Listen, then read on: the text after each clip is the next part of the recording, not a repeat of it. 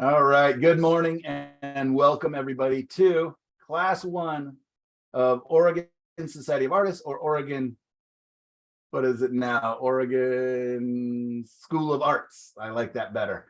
They're changing the name. So Oregon School of Art, and this is Tonalism 2022. It's a class I love to teach in the fall. Fall really lends itself to all the beautiful earthy colors, all the auburns and yellows and golds that make tonalism so wonderful. It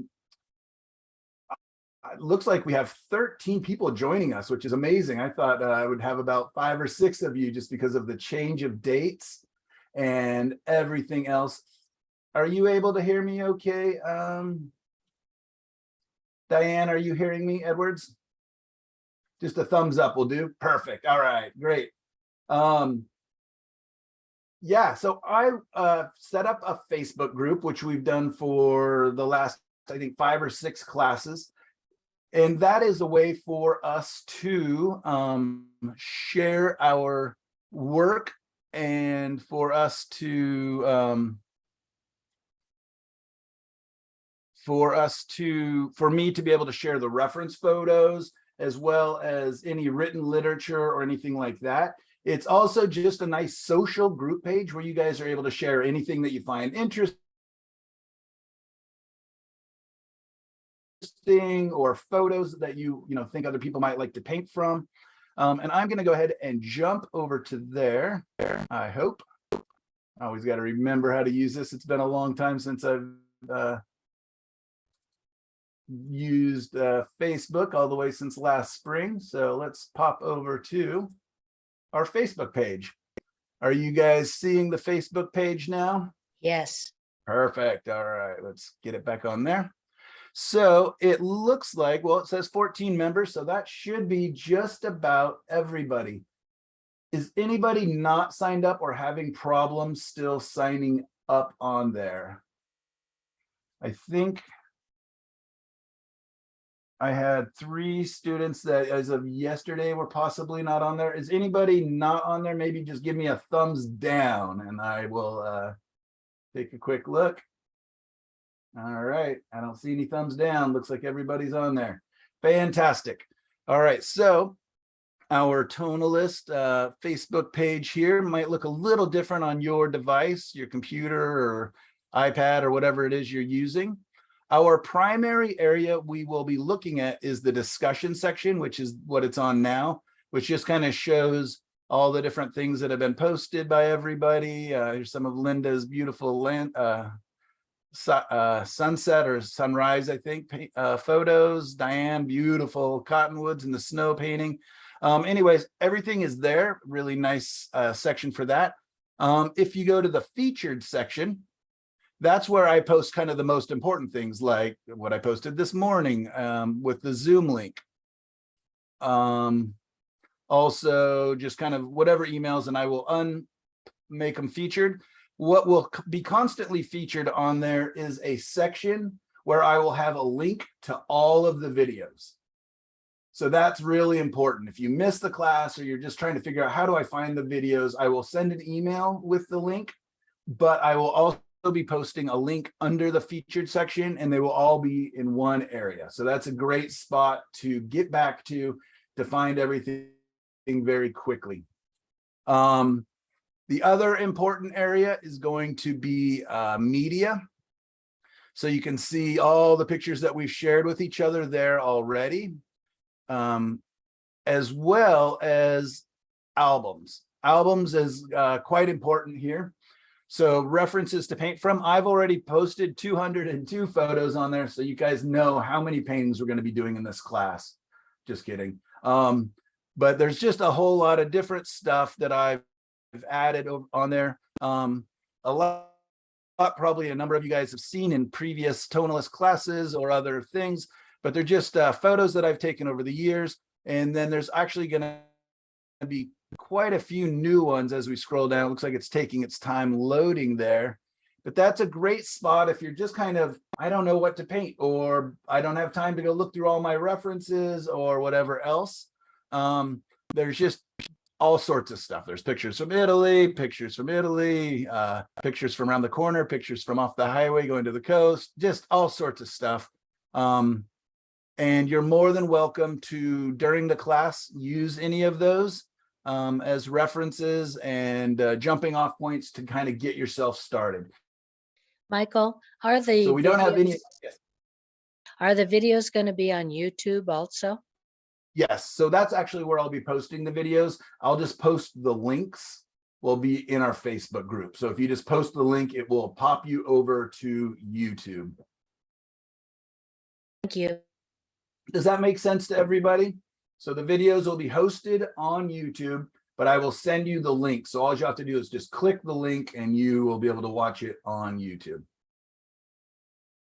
All right, so we've got all those. Let's go back to the media section. I also have a section of early tonalist paintings.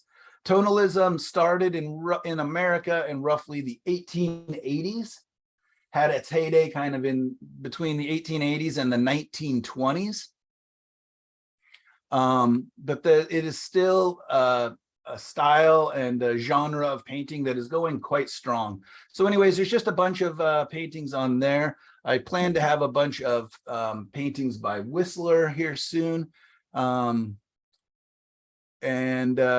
anyways, if you click on any of the paintings, it'll say the name of the artist. If I know the name of the artist, some images I couldn't find the name of the artist, but like George Inness, he's one of the biggest well-known tonalist painters. You can spend hours and hours looking through his work, and he's got some really interesting books out there about his stuff. He's an artist that I go back to often. And then I have living and modern tonalists. And the fact is about a lot of these paintings is I don't even know if these artists would consider them tonalists, but I kind of do, or at least the paintings that I've selected, I kind of consider in the bent of tonalism or even illuminism, which we'll talk more about in upcoming classes when we start dealing a little more with color. So that's a great spot. And again, you guys are more than welcome to share any images of paintings that you find online, artists that you like. I love discovering new work through my students. And so yeah, if you have any artists that you really like that I've somehow don't know about or haven't shared work, please feel free. That's always exciting for me and really interesting. We will be talking and going through and using some of these as examples of paintings in upcoming classes. So this will kind of be class material as well. But today I actually kind of want to get painting. I want to get right to it, get it interesting, make it fun. And let's go back to our discussion area. So anyways, the main things are discussion. That's the main page where anything you guys do.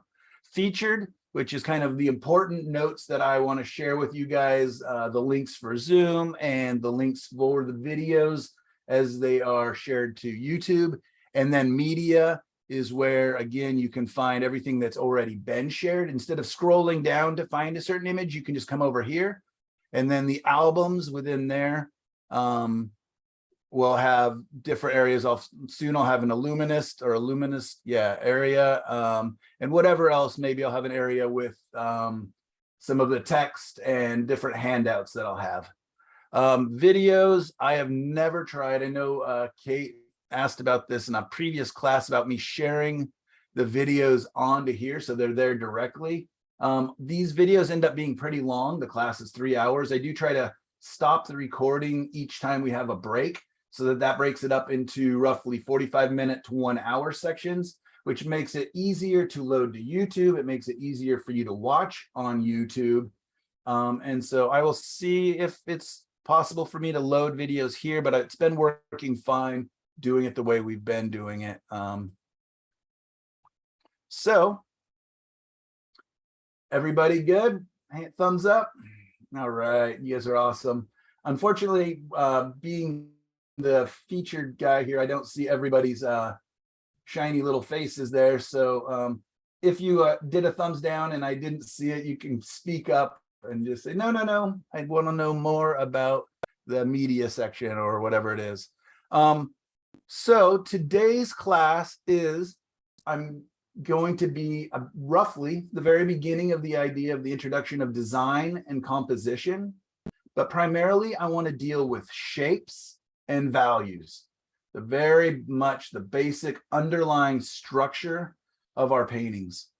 So our assignment this week is going to be to pick a fairly simplistic scene. Like this one, you know, it looks, there's a lot of grass and there's, you know, interesting colors in the sky. But if we kind of squint our eyes at it, or if we think about it in a kind of more like a black and white, and we just look for the big dark shapes, the big mid-value shapes, and the big light shapes, you can see that it's really quite simplistic. The trees are, you know, not really complicated. And nothing matters. Like if I moved these trees or changed these trees or changed the color or moved these beautiful little Queen's Anne lace all around, or, you know, made more of it, or, you know, decided this weird patch of dry grass right here looks really out of place and I wanted to make it look more like the left side, anything can be changed. It's all very simple. Let's see, I've got a couple more here. Anyways, we'll find them. And I'm going to be using, I'm going to be doing, I think, 3 little paintings today. They're kind of starts and they're kind of how I would like you to do your assignment. I'm going to do one in black and white, which if you are more comfortable with just doing kind of a black and white painting this week, feel free. Don't let color get in the way of this assignment. We're going to be going over color and all of that a lot in the upcoming classes. What I want us to be dealing with this time is shapes and values, the lights and the darks. The values to me are one of the most important things in that they give us our underlying structure. It's kind of like the foundation of a house. And then once we get that established, we can really have fun with interesting colors and everything else. All right, trying to find the other references here that I want to use. Let's go back to media. Not going to do that. Go up here. So the images that I'm interested in doing today is this one to start with. This is a picture I just took a couple weeks ago on a trip up to the Olympic Peninsula in Washington. It's a very beautiful, very flowy scene, super simple, right? If we just kind of, again, squint our eyes and think about it in 3 values, the lights, the mid values, and the darks. Or we can simply, let's see if I have it in black and white here. I often will work from black and white photos. And I urge you guys to do the same. You can really see how kind of beautiful. It's got nice movement. It's got nice form. It's got big, easy, simple shapes. And we can invent, like if we think, you know, this weird hot dog shape of a land over here is too boring and too static, we can definitely make this much more interesting. We can make the grasses and the things more interesting by adding texture. These clouds, we could actually add more movement if we wanted to. So a lot of times when I'm working from photo references, I will change it to black and white and I will use them as a jumping off point, a starting point. Today, I will be working all in oils. And next week or the week after, I will be doing some paintings in black and white acrylics. So again, if you would like to paint along, or if you'd like to experiment with that, you may want to order or get some black and white acrylic paints. I find them really useful for doing my underpaintings. We'll talk more about that and what I've learned from doing that for the last year on a number of my paintings. But it's a lot of fun. It's really immediate. There's times where I don't really have time to wait for my underpainting and my oils to dry. As you know, oils can take a long time, and it's your colors can get really muddied up and stuff if you're painting wet into wet into wet. So a lot of times by having an acrylic underpainting, I can get into the painting much faster. And again, we'll be talking about that. I contemplated doing black and white acrylic paintings today, but because I haven't asked you guys to buy black and white acrylic paints, I thought I would go ahead and put that off till probably next week. So this is another of the images that I would like to do. This one's a little more complicated, right? It seems very interesting with all these cloud shapes, and there's more texture in the grass and everything. I do notice that my horizon line's a little crooked, so I'm going to want to fix that in my painting. But this is, let's see if I can find the version of it that I really like. I really love the earth tones, the warm colors, and everything in this painting. This one I took 3 weeks ago on a sunrise walk. We've got a beautiful bird sanctuary just about 15 minutes from my house, and I paint there quite a lot. It's really big. It's actually about a 3-mile loop, I think, which can be kind of cumbersome when you're carrying all your paints on your back. But it's neat. There's just so very much wildlife there. I really enjoy visiting there. But like I was saying, the scene looks much more complicated than the one I showed you previously. But in fact, if we, again, kind of squinting our eyes, that's a really great trick. Or for some of us, if we're fortunate enough to have poor eyesight, we can just take our glasses off and it kind of simplifies the values for us. And we see light, medium, and dark. That's what I want us to be concentrating on in the beginning of our painting. It's very easy to get distracted by all the minutia, all the in-between values, right? But if we start with just light, medium, and dark, it becomes much more simplistic, and we're able to lay in our painting very quickly and then begin to manipulate it. Our motto for the first couple classes is detail will come. It will present itself, but we are going to start big and basic. And I know for a lot of you, you'd be like, well, I don't like big, basic, flat shapes and everything else. But I will show you just even today how by starting with the big shapes and a simple 3 to 4 value painting, how quickly we can have that painting evolve into something more complicated. So this one here is the first painting I will do. I will do it in black and white, just to show you kind of different ways that I apply the paint, how I think about the design, how I probably will make some of this a little more interesting. The second painting I'm going to do is this one, and I will be using some color. All right, so if you are already bored by the idea of doing black and white, feel free to skip it and feel free to jump right into color. You're a little bit cocky, but go for it. You know yourself better than I do. I maybe urge you to do both and just see how that feels.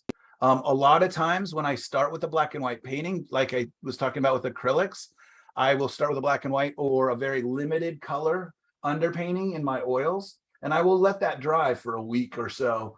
I often have multiple paintings going. So, if you're energetic or have the time this week, and it's not even a full week, right? We have our next class already next Wednesday.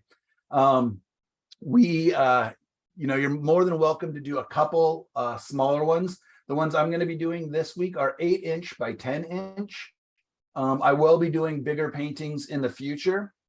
And usually for the final couple weeks, I will be working on one bigger painting, which will be much more involved. And I kind of urge you to be thinking about what's this final project that I would like to work in? What's a painting that I have that would really go, or a photo, sorry, or reference that would really lend itself well to tonalism, to kind of desaturated, earthy colors, but maybe is a little more complicated or something I would like to do a little bit bigger. So that way, as we get towards the last couple of weeks of the class, as we're towards the end of November, you'll be ready.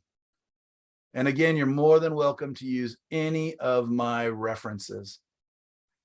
I want to very quickly use this image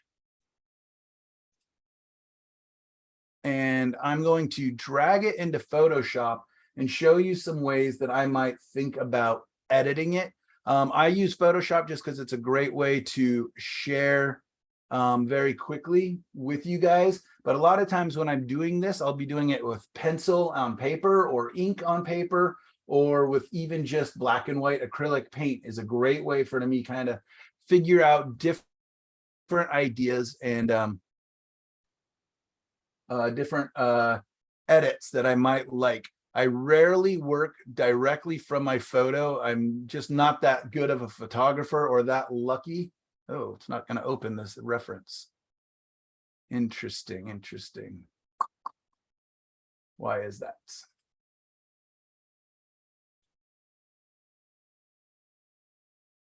Give me 1/2 second here. I'm trying to bring it up onto Photoshop, and I'm not sure why it's not going to load that image. I may have to grab a different one. Okay, good. We got it. So now I'm going to stop share. Hi, everybody. And I'm going to share screen, and now we're going to jump over to Photoshop. All right, everybody see Photoshop? Give me a thumbs up. Yes. Perfect. All right. Yes, thank you. So here you go. Here's the reference that was on our Facebook page. Who here can see an obvious mistake right away in this photo that makes it a little less compelling than it could be? There's two big ones that I notice. Please, Karen, what you got? Horizon line in the middle. Boom, nailed it. Gold star for Karen. All right. All right, anybody see a second one? Has to do with the corners. Yeah, The stream goes off the corner at the bottom. This line right here. Yeah. Yeah, it points right into the corner. Not always the worst thing, but generally I try to stay away from anything happening right in any of my corners. This draws your attention into this area unnecessarily. And the reason we don't typically, you can definitely have instances where having your horizon line in the middle. Everything I'm going to tell you in this class is not a rule. There's no rules in painting, right? There's only guidelines and ideas, right? Some things that will help us and will help the painting as a general rule to work a little better. Okay, so I want to get my water out of my corner. So I'm going to go ahead and probably crop it a little bit up. So let's just see what that does. Image, let's crop. All right, so already that feels better, doesn't it? Isn't that weird? It's like when you see photos and they're cropped right at the person's knee or the top of the head is chopped off. There's just things that make us feel a little bit off about images. And I want you to be aware of that and lean into that and just think about. So when I'm looking for my references and contemplating how would I paint this, what would make the most compelling painting, I am looking at pretty much every element and saying, does that work? How could it be better? What would be more interesting? Everything else.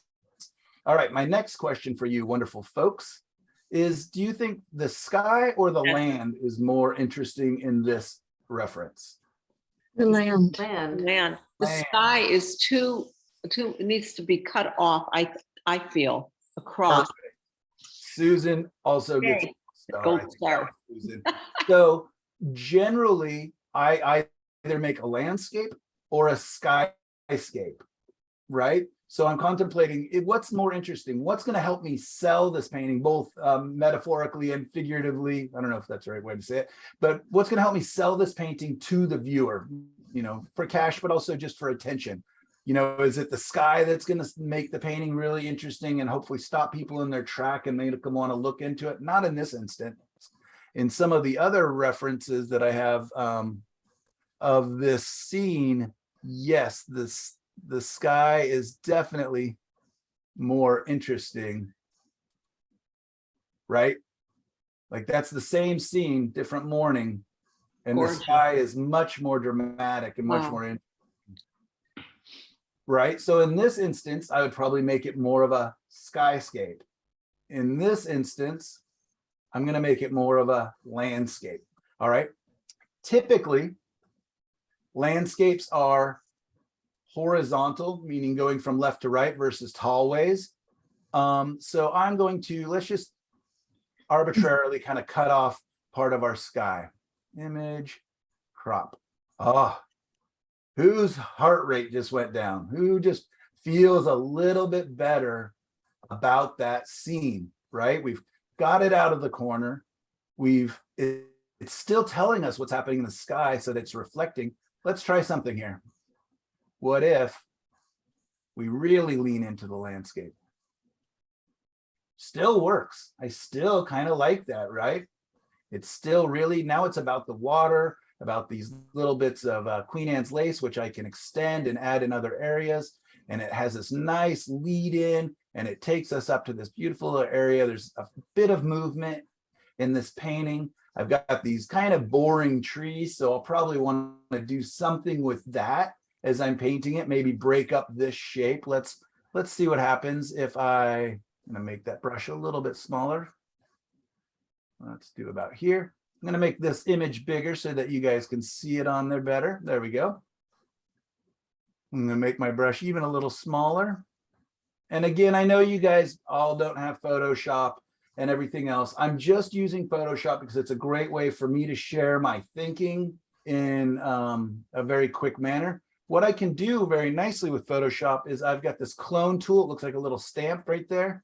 And I just grabbed a little piece of the sky over here. I'm going to move that over here and I can mimic it over here. Right? Like what would happen if maybe these trees, oops,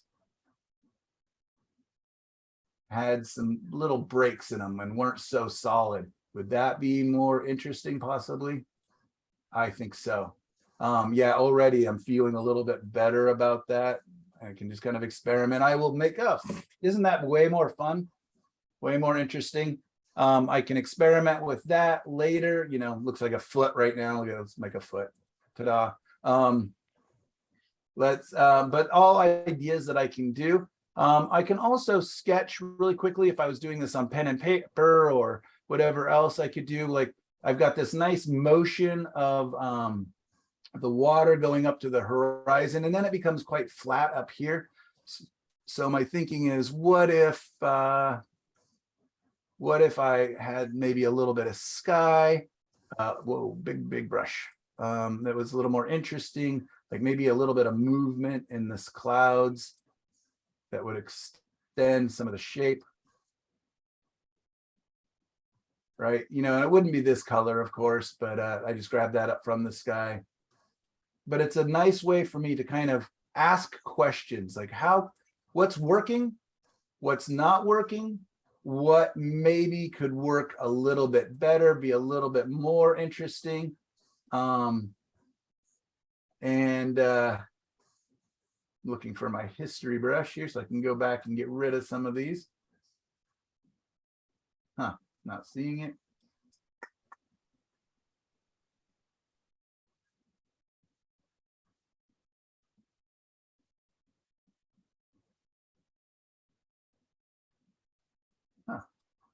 Interesting. Oh, there it is. Okay, great. So I can quickly, what nice thing with Photoshop is I can quickly just scroll back through and undo a lot of like what I just did there if I think that got a little bit silly, but it's a great way to experiment. Another thing that I will do is putting something clear, like just a clear piece of plastic or whatever over the top of my photo reference, and I can quickly paint over that. There's all different ways you can experiment with your design and see what makes it interesting. All right, I'm going to go back and get rid of all my airbrush in my sky. Let's get rid of maybe my foot that I put in there. And anyways, how do you guys feel about this design? It's just kind of our first quick, kind of simple, big shapes painting, right? All right. Looks good. Good. And then the other one I wanted to bring up was this one. This will be the first one I will do. So this one, again, very basic. It's very horizontal. It's just got a nice angle with the shape getting smaller as it recedes back towards the horizon line. The clouds also have a bit of motion that they're going back towards the horizon line. Do you guys see that? So that's giving us a sense of perspective and movement. Our ground is giving us a sense of perspective and movement. So even though the big thing is this horizontal line going across here, right? And then these beautiful S curves that are going on, we still have some elements that give us a sense of motion and make it so this painting isn't completely flat and boring. I like to have a little bit of movement in my paintings. With horizontal lines, which is the big strong line up here, the horizon line and that band of mountains and trees, that line, horizon lines generally have a feeling of very calm, very grounded, and very steady. So a lot of times the horizon line will give us that sense of groundedness and connection to the earth, right? That are very calm, very restful. I mean, just think of ourselves, right? When we sleep, we're laying down horizontally, probably, unless you fell asleep in your easy chair. Then we have verticals, which this image doesn't actually have any of. But if there was any big, strong tree shapes or anything else like that, those oftentimes will give us a sense of strength and stability that go, you know, really kind of add a different sense than the horizontal lines. And then we've got our angled lines, which are more energetic and give us a sense of movement. And then our nice S curves, which if you guys know anything about my paintings, I love my S curves. I love kind of using paths and roads and creeks and streams and everything else to lead us, to lead the viewer in. I feel it's very welcoming. I hate when I got paintings, I'm gonna make this color a little darker, but this happens a lot with my students where they will be like, you know, well, I've got this photo, but I didn't get out of the car, and there's, let me make that so it's not so transparent. But, you know, I didn't even bother to look over the fence in the foreground, and there's this big brick wall right here, or a shrub, or whatever else there is. And you see if I painted that in, how less welcoming that is all of a sudden. It's kind of like, you can look, but you can't come into my painting, right? So I will almost always either create an opening, if that is something like that, oops, or I will just get rid of that and just either crop it out or pretend it's not there. So just be aware that when we are working from our references, this week, I'm looking for simplicity, just a couple of nice shapes and a couple strong values, light, medium, dark. I'm also asking that you look at each of the elements in your reference and decide, are they helping or are they hurting or are they arbitrary? If they are arbitrary, like they're just kind of there, they don't do much for me. Let's say that, you know, I had, I don't know, some fence posts here that just kind of were laying down and kind of busted up, but not doing much for my image. I would probably get rid of those. If you've been a student of mine, you've heard me say lots and lots of times, if it's not helping, it's probably hurting your image, right? So I want you to go through and think about each of the big elements, each of the big values. There's areas that we might want to actually lighten, make less dark. And there's other areas that might be more beneficial if they're darker. All right, so I'm going to jump over to my easel. And actually, let's see what time it is. 9:37. Let's go ahead and take a quick break, 5-minute break, and then I will get set up at my easel. And we will be right back, and I will do this painting as a black and white, this painting, and this painting. So you can kind of see in order of complexity how I will be building these up. Does that make sense? All right, and I already know I'm gonna have to go change because these are all horizontal landscapes. So you can definitely see that this one is much more of a skyscape, right? So it'll be 2/3 sky, 1/3 land. It could be any measurement. I could really, if I wanted to, I could make it much more about the sky. I mean, I could even just edit it all the way up to here if I wanted. Image crop. Right, even more about the sky if I wanted. But I like the land. I like this texture that's down in here, so I'll bring in some of that. I also really love the auburny reds. Great. Any questions so far, you guys? How's that for lightning speed? If you've been a student of mine, this is by far and away the fastest we've ever got to painting. I love to hear myself talk, and I'll usually spend about an hour and a half of the first class just talking and talking. And finally I look over at the monitor and I see everybody's gone to sleep and I'm like, oh, nope, they want to paint. Let's get to painting. So, you know, only took me 20 years. I'm finally figuring it out. You guys are here to paint. Let's do it. 5-minute break, and I will see you guys at 9:45.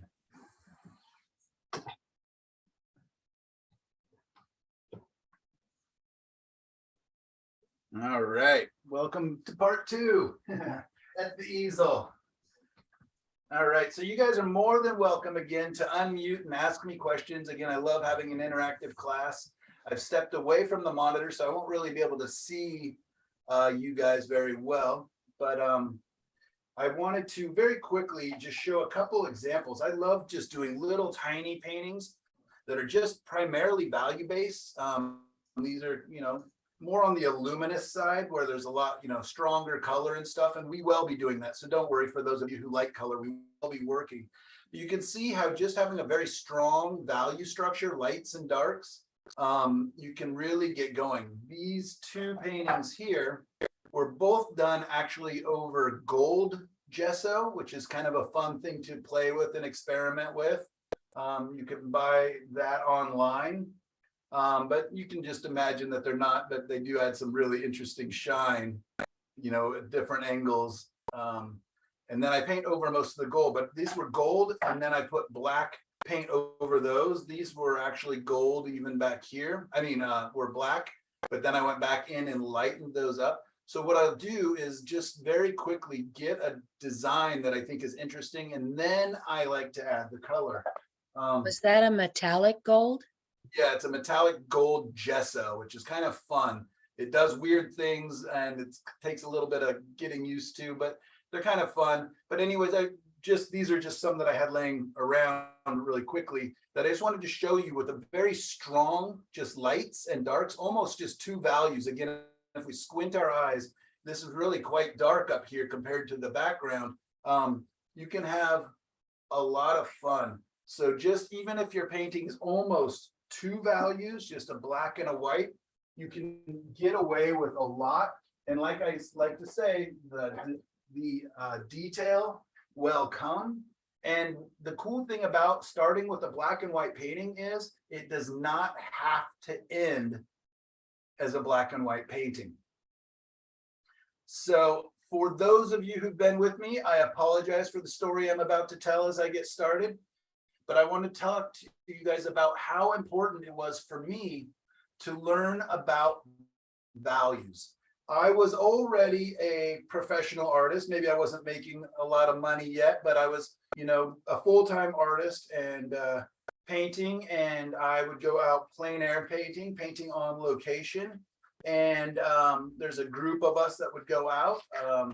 Got some really good friends that I'm lucky enough, that are really great painters, that I'm lucky enough to get to go out and paint with. And one of them, after a couple of sessions, told me, you know what, Mike, you know, we were good enough friends, and he was able to be very honest, said, you know what, you need to focus on your design, your composition, and your value structure. And of course that hurts a little bit because, you know, color's so fun and you're out there splashing paint around and chasing the light and chasing the colors and everything else that makes getting outside and painting so much fun. But my friend challenged me to just do black and white paintings. Even though I was painting outside and on location, And I took him up. I did all summer of painting value-based paintings that were just able to allow me to step back and focus on the design and the composition. Color is so addictive to us and so exciting that it actually sometimes gets in the way. The way that I go about teaching is I like to break up the different elements of painting into a hierarchy.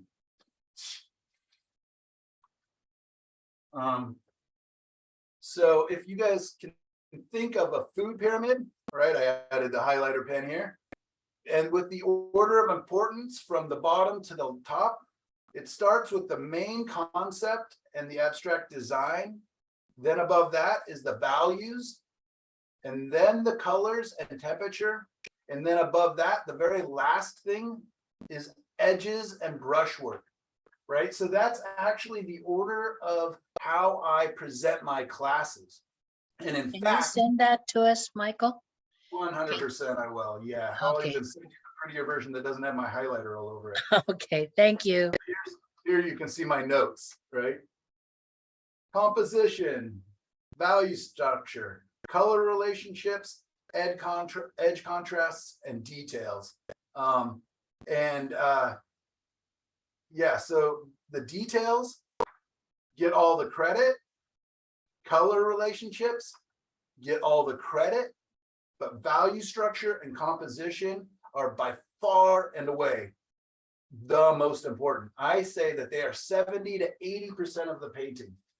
Another one of my mottos, something I wish I listened to myself more, is that you cannot paint your way out of bad design, right? No amount of color, no amount of fancy brushwork will get you out of bad design.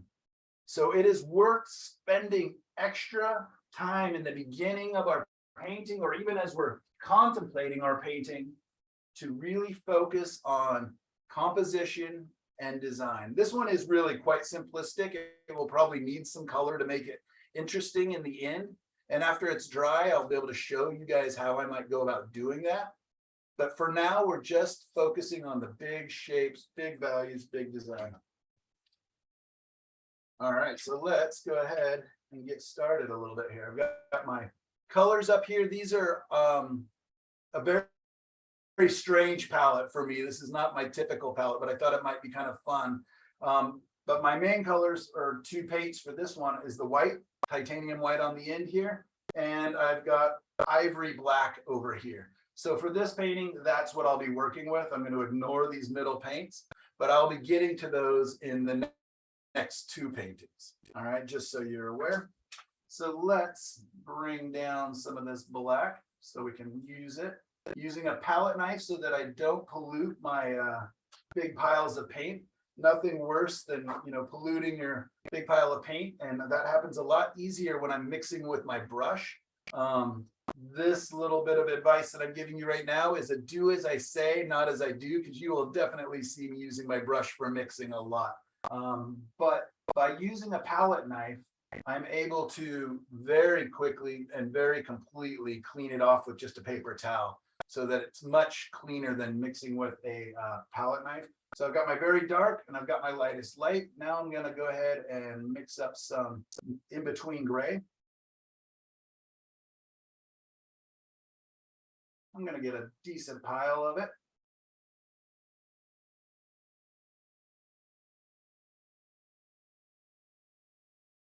And the truth is, I don't really have any black in this. So I'm going to go ahead and take a bunch of this black and add a little bit of white, because I just don't need it to be all the way to black. Or I can reserve my black for some areas that I really want to bring attention to. So I'm feeling a little bit better about this. And I'm going to do the same thing with my white. I don't actually have anywhere on here that is a pure white. If I take my eyes from the white of this gessoed panel over here really quickly, I see that this isn't actually a pure white. So I'm going to mix a little bit of black into that white. So now I've got my lightest color right now is kind of a gray. You can see by comparing it up here. I've got a nice kind of a mid. I think I could even go a touch lighter, so I'll just add a little more white to that. And then I've got a dark, but it's not all the way to black.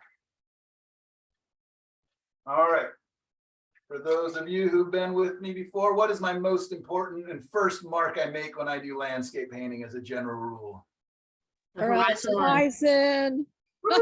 All right, yeah, wow. Even with months off, you guys still remember horizon line when you're doing landscape painting is kind of your first and most important mark. Even if you can't see your horizon line, let's say, which is filled with trees and things and all sorts of stuff in the way, and I couldn't see it. I mean, and this one's very obvious. I still will oftentimes put my horizon line on there just because it helps me to figure out the placement of everything else. So I'm going to quickly do a measurement. One, this is 1, 2, and 3. So it's 1/3 down from the top. So 1, 2, 3. So that's going to be right about there. Maybe I'll give myself a little mark right there. I love T-squares. I use them a lot. Normally I have, I go to the dollar store and buy little cheap plastic ones that are great. I throw them in my plein air kit and everything else, but right now I'm not seeing them. A simple ruler would work. And the way to make sure your ruler is actually going to make a straight line versus an angled line is to line one edge up with the edge of your panel. Another thing, if you don't have any of those, is just simply another painting surface. You can just kind of figure that out, put that there, draw your line across. Whatever it takes and whatever you need to get it. But I love T-squares. They help me to roughly right about there.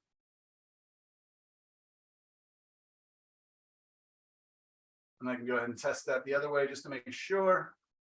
Nice and straight. Perfect. All right. Great. So even if it's not exactly in the same proportion as that, I'm pretty happy with that. The next thing I will do is just figure out where are the waterways intersecting. So it's roughly about 1/4 of the way over here. So I'll just give myself a little mark. And I bet you that's about 1/3 of the way up. Yep. So approximately 1/3. So it's kind of the maybe a little higher is where the water is intersecting. I know that there's a pretty straight waterway, this little line through here. So I might as well go ahead and bring that in as well. It's just slightly lower than this water or this horizon line. I can make that bigger, I can make that smaller, whatever I want. Pretty mathematical so far, right? This isn't very artsy, but I like to start with the technical side of my painting as a general rule. If I look at where does this curve come in compared to there, it's just slightly inside and it's quite a ways up there. It's really high on my design. The other line comes right out there. It gets a lot smaller. So our waterway is really big. And then as it's going to twist back, it's really going to get quite small. And then eventually it's just going to pinch off.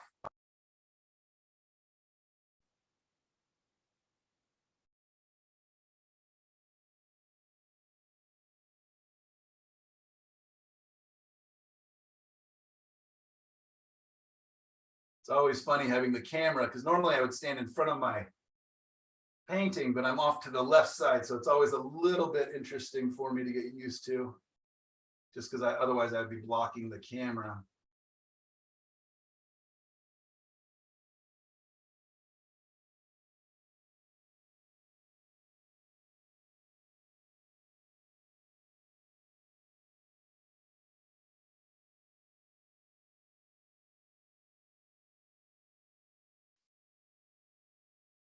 Again, it just kind of pinches off.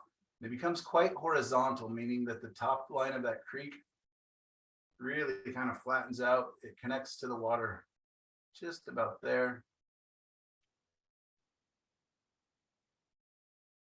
All right. My other big shapes are going to be this kind of strange hot dog shape here. I don't know pretty boring. So I'm kind of contemplating how do I make that a little more interesting. It's not quite sitting on the horizon line. It's a little bit below it. And it's going to kind of connect down below here. So there's a little bit of an angle to the water underneath it. It kind of pinches off where it connects on the bottom. And then it's, you know, if I was doing the hot dog shape, it's kind of this.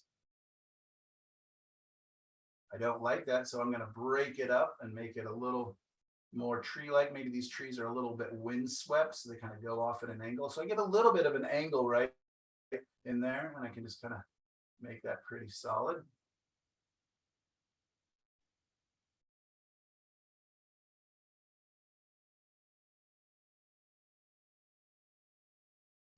And then I've got my line of kind of mountains back there that are really far back there. So they're really quite small.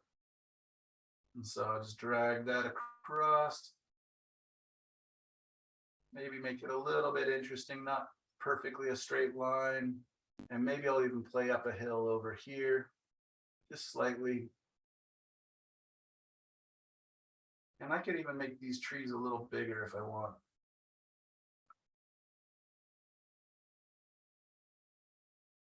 How is that for basic, right?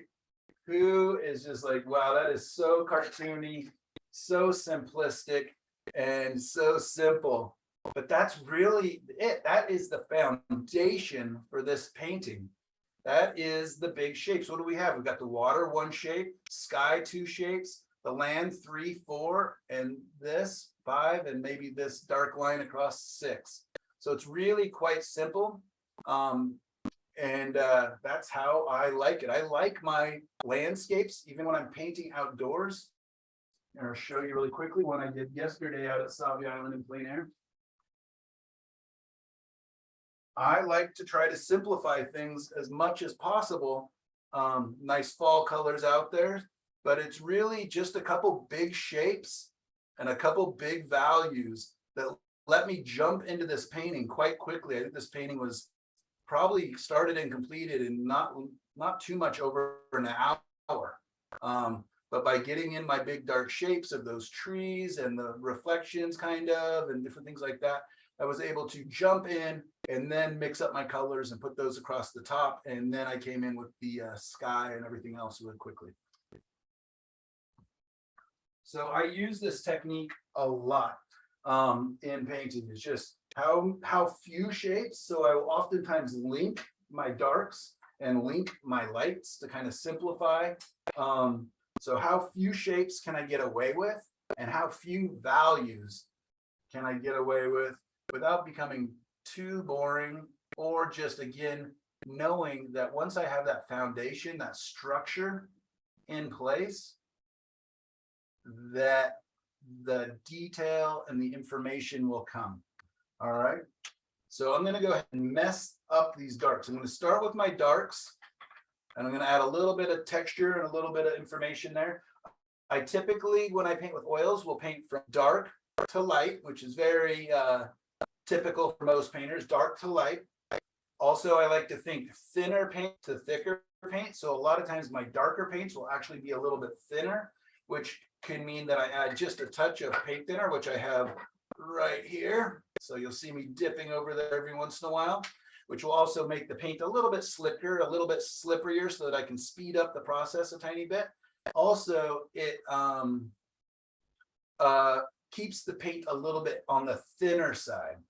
I'm not going to do too much of that today, not too much paint thinner. When I do add paint thinner, I'm only going to dip in just the very corner of my brush. I do not want it slippery and, you know, drippy at all, unless I'm toning my background. I want to keep it pretty exciting,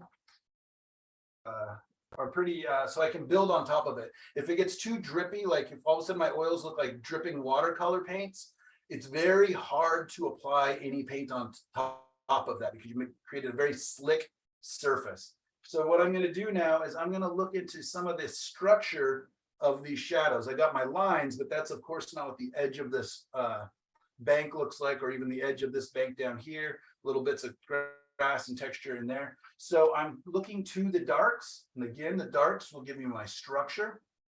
And I'm just using a really crappy shop brush here, just a chip brush. I think they cost about 35 cents.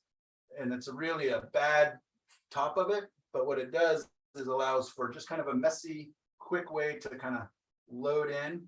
Also, these darks will be bigger as they get closer to the bottom of the scene and smaller as they recede into space. This all of a sudden, just by doing this line, all of a sudden this begins to have a little sense of perspective, doesn't it?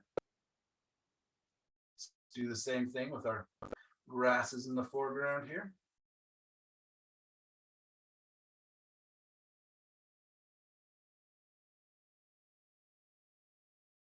And you can see these shop brushes have this kind of already automatic naturalness to them that all of a sudden it already kind of feels like grasses, doesn't it? Even just with a couple simple cartoony dark lines, just begins to have a little bit of texture. I'm going to bring some darks into the grasses here, not completely solid, but see how that kind of gives it a little bit of texture.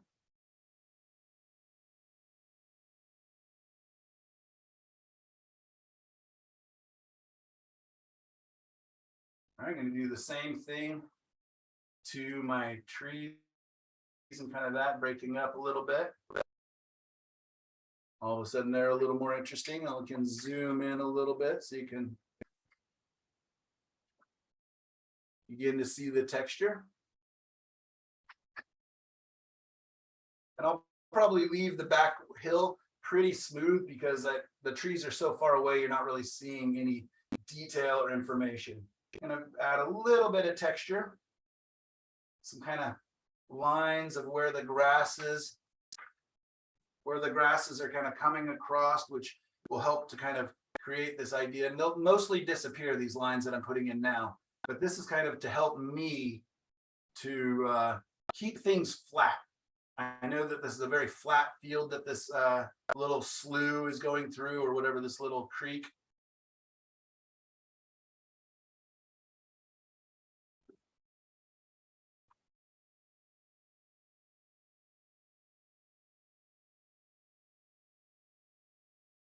Next thing I'm going to do is just bring a little bit, I'm going to add a little bit of paint thinner to this part, and I'm just going to darken the very bottom of my water as well. Again, a lot of this will kind of disappear, but a lot of times by having kind of darker water at the bottom, it will help it kind of to come forward. What a mess. And maybe I'll even add a little bit of dark up here. And again, this will also kind of disappear. Now let's get to our grays, our mid values. All right, so those are going to be on our grasses. I'm going to grab a little bit firmer or go back to the other brush because that's not covering very well.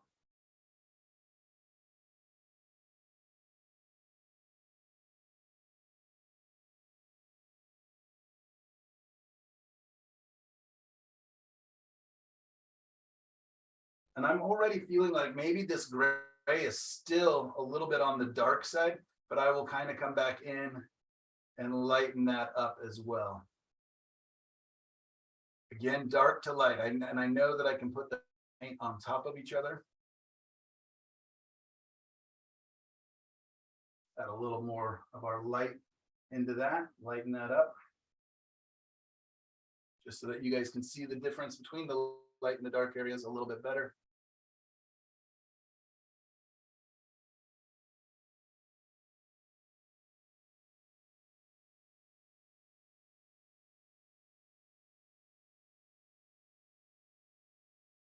Another great thing about doing it this way is it really helps me to see how are these values and shapes playing together very quickly.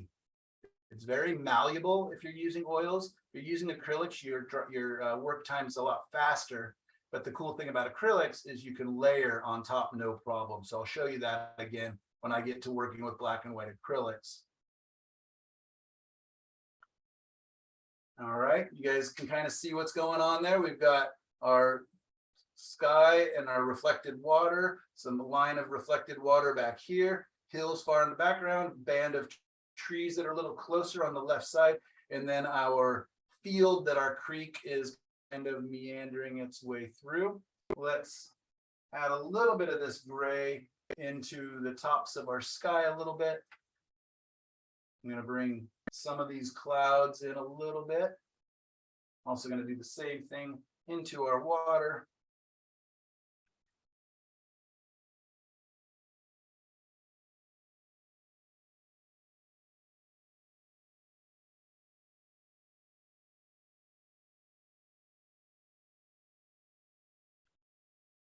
Right, beautiful mess. I'm gonna go ahead and clean my brush because I'm going to be getting to the lighter color or lighter value now.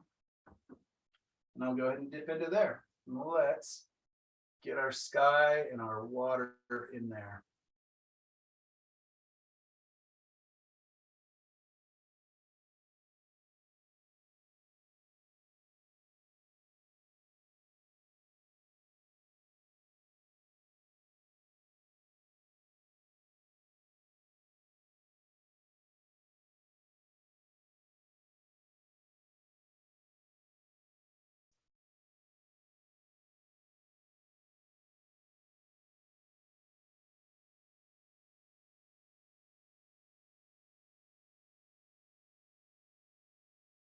Just kind of painting up to the edges there.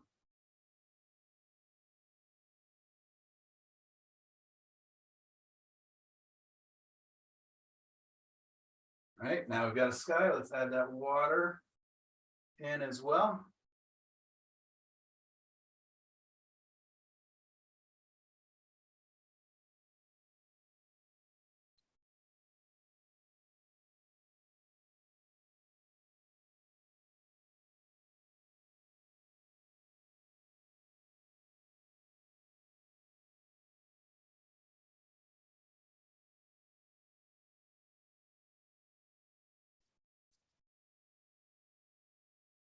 And I'm just getting paint on there. It's pretty fast, pretty much like I'm kind of almost attacking it. It's, again, it's malleable. A lot of times when I'm painting, I almost think of it like as a sculpture where if I add on paint, I can actually start moving it around once I get it on there.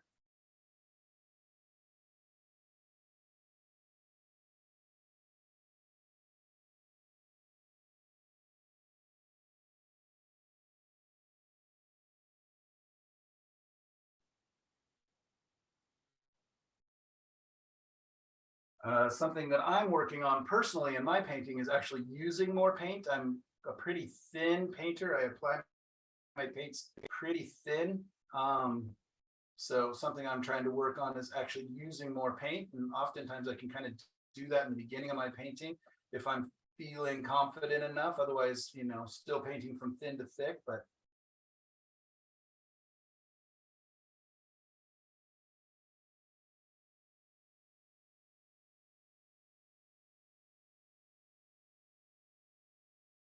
all right, and I already noticed something wrong in my design is that I brought this lip here down too much. So it looks like I can see a little bit too much of the top of that edge. So I will simply take my paper towel and wipe off a part of that paint there so I can apply paint right on top. And I'm just going to fix this area here.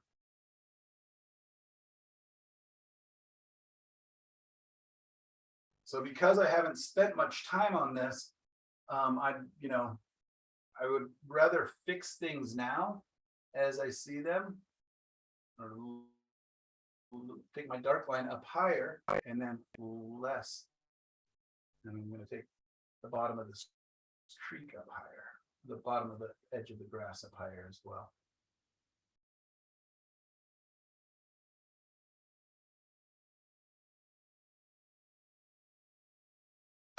Now I can get back to the mid value, put that on top, and that will push the edge of that grass up because I don't want it to be dark on top probably.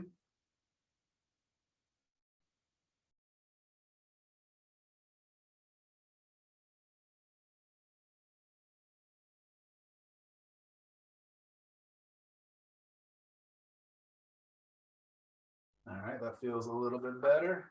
Break that up. I just kind of bring some of that down.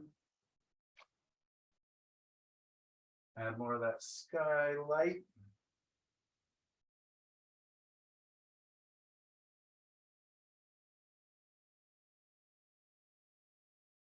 And then I've got this very glowing band of water back there, which of course is going to be the same value or a little bit darker than the sky.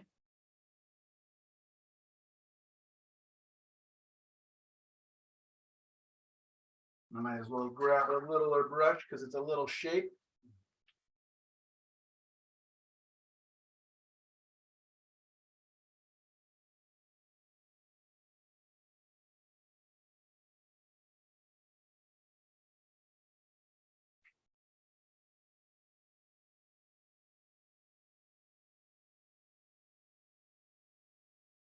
Fun, fun, fun.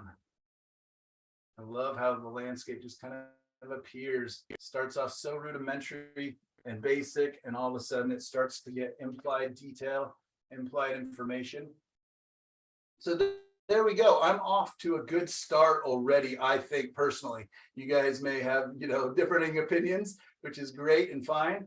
But now that I've got basically 3 values with a couple kind of gradations, a couple of big shapes. What the cool thing is I preserved my my white paint. So I'm going to go ahead and bring some of that in to make the sky a little more dramatic. So I can take and add some lighter lights.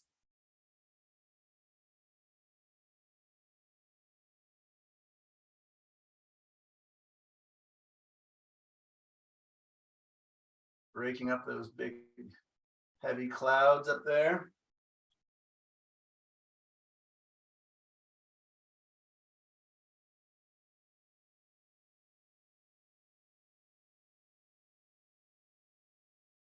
And then I'm also going to lighten up some of those grasses so that they're not so solid and heavy there.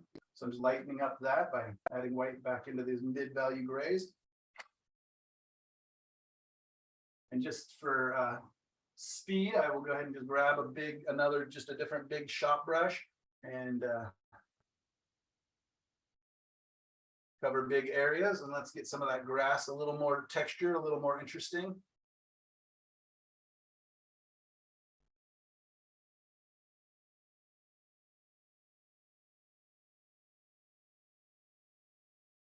You can kind of see that I'm going horizontally with it, because again, I want it to feel like the ground is pretty flat. Like it's a big field out here that this creek is making its way through.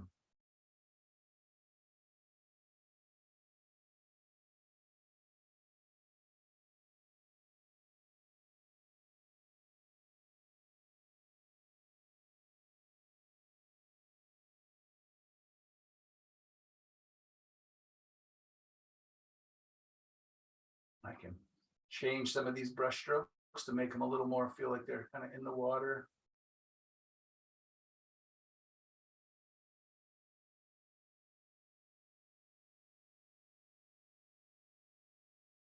So there we go. Let's get them both on the scene at the same time, the reference and the photo, or maybe I'll just zoom out a little bit and see what you guys think about that. It's kind of a quick lay-in value-based paintings. I can always come back in and I can, make the trees by simply dragging that dark up into the light. I can make those shapes a little more interesting. I can come back in and add, little speckles and little bits of information if I want, like maybe there's some nice little field flowers or something going on here, or just the tops of some grasses.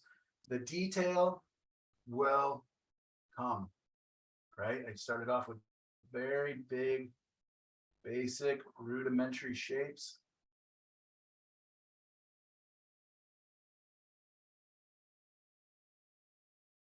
I also want to be aware of the shadow under the creek. You see where I'm getting to the top or on this bend over here, it's the shadow side of the bank. But when I get up here, I'm no longer seeing the shadow side. I'm seeing the tops of those grasses. So I want to probably make sure that that doesn't have that dark line across from where I can't see it any longer.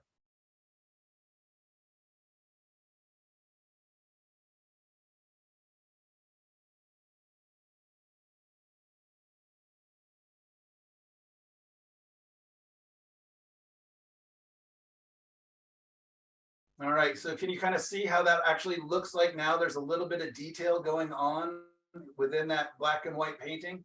Like there's some texture. Feel free to chime in. I can't see what you guys are doing. So if anybody wants to give feedback or tell me how it's looking on the monitor, I would appreciate that. It looks beautiful. All right, good. You can see the values clearly on the monitor. Great. That's the main thing. I just want you to see the big shapes. We're looking for shapes and values this week. That is our thing. That's what we're chasing. And then I can just keep tweaking. I can just keep tweaking this forever until basically, you know, I can get smaller and smaller brushes. I can do whatever I want. You know, I could lighten up this water.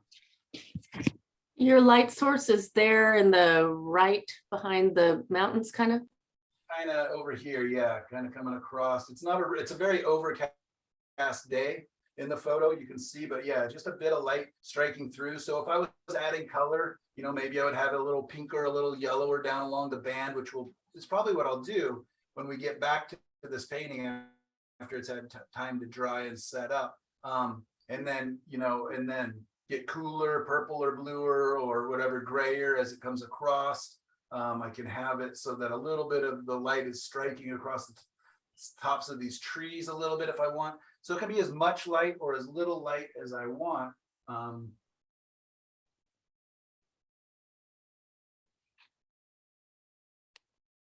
Yeah, and I can just keep fussing with it, or I can kind of leave it as it is.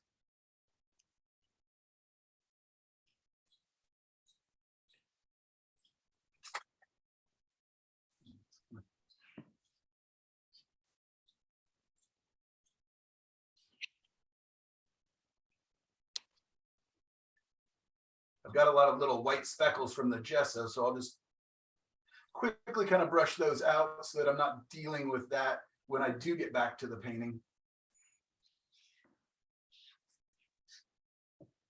And I noticed like there's a little bush over here that kind of breaks up this long line, so maybe I'll kind of bring that in just to kind of break up the edge over here.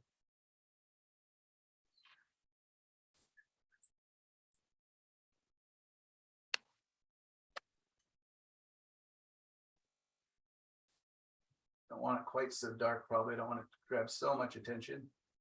But yeah, I can just keep working. I mean, I can just keep referring back to my reference or changing if I, you know, look at it and decide, you know what, that part of this isn't working or whatever else. But I think all in all, as a little tiny black and white, quick half-hour study, that I'm pretty happy with that. I'm excited to get back to this after it's dried and bring in colors possibly. Sometimes I really like my little black and white studies and will really want to leave them. But I rarely do. I usually come back in and color them up. Anyways, this is a fun first one. If you guys are willing to do something, either this one or something like it, that would be fantastic. Again, we're thinking simpler, bigger shapes, and then the detail will come. All right.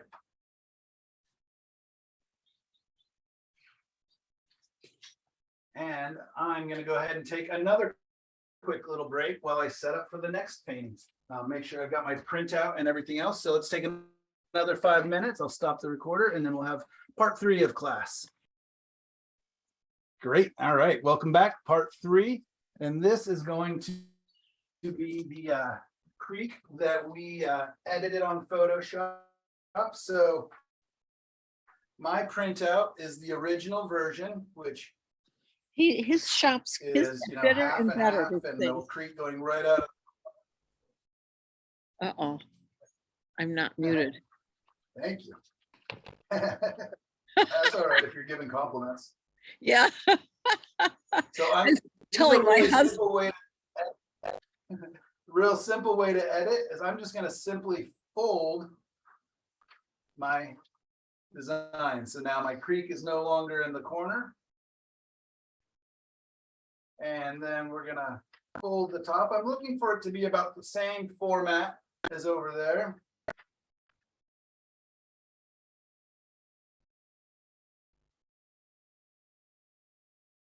All right. Now what's neat is a couple pieces of tape, and I'll stick it up so you guys can see what I'm working from. Where is my tape? That's the bad part about having a messy studio. It's pretty easy to hide things from yourself.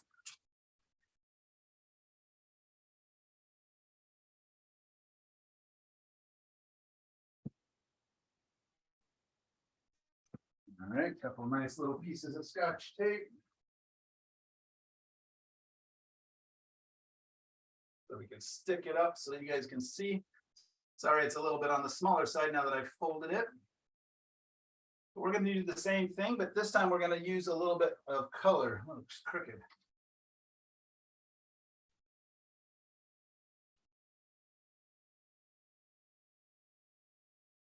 All right, so there we go. It's not the easiest to see, but it's almost kind of an inverse of the last creek. The other creek was turning this way. This one's going to be turning this way.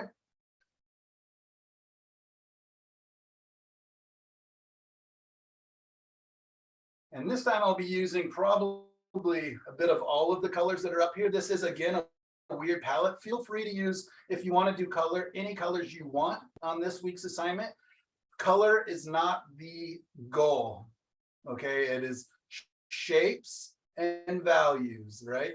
That's what I'm looking for this week, shapes and values. If you want to do, you know, a couple little paintings like I'm doing, that's fine. If you want to do just one, that's fine. Whatever you have time for. I don't want any of this to stress you out. Here's another thing. If you ever miss a week or you fall behind, don't beat yourself up and don't stop coming because feel like you're falling behind. Just kind of skip to the next assignment and then go back when you have time if you feel like it. All the assignments do kind of feed on each other, but it's okay if you, you know, I understand that life and family and everything else gets in the way, and I want you to have fun with this and to make it as stress-free as, you know, as it needs to be for you.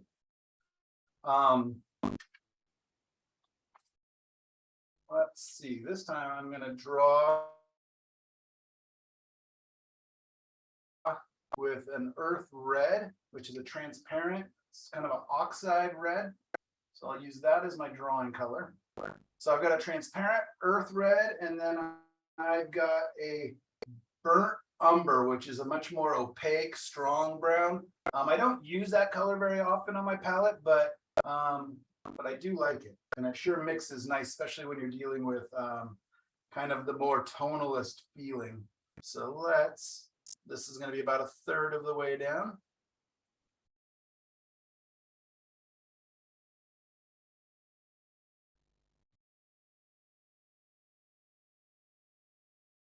That seems too high. 1, 2, yeah, that's 4. That's a fourth, so I'm going to lower it down to just about there.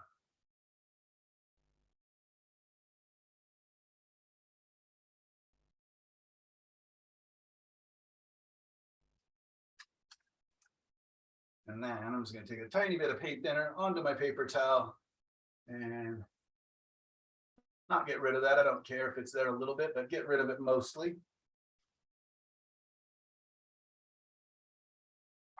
And I'm going to do the same thing. I'm looking for my big shapes. My water kind of starts about there on this side.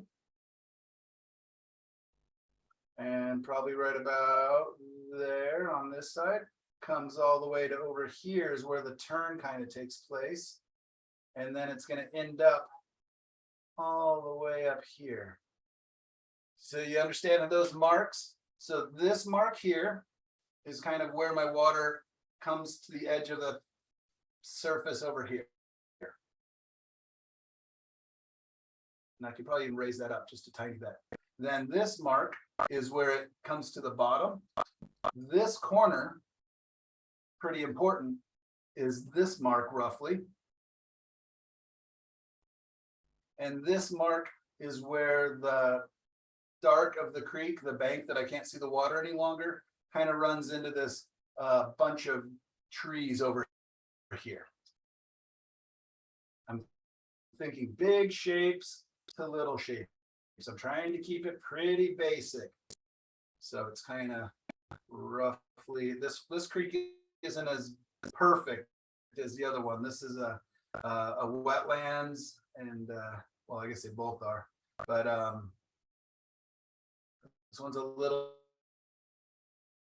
more organic, a little more choppy. The bank is not this perfectly rounded, nice thing.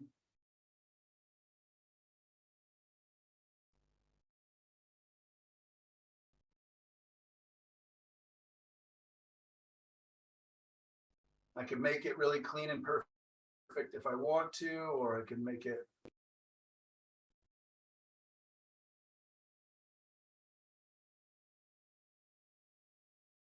all right.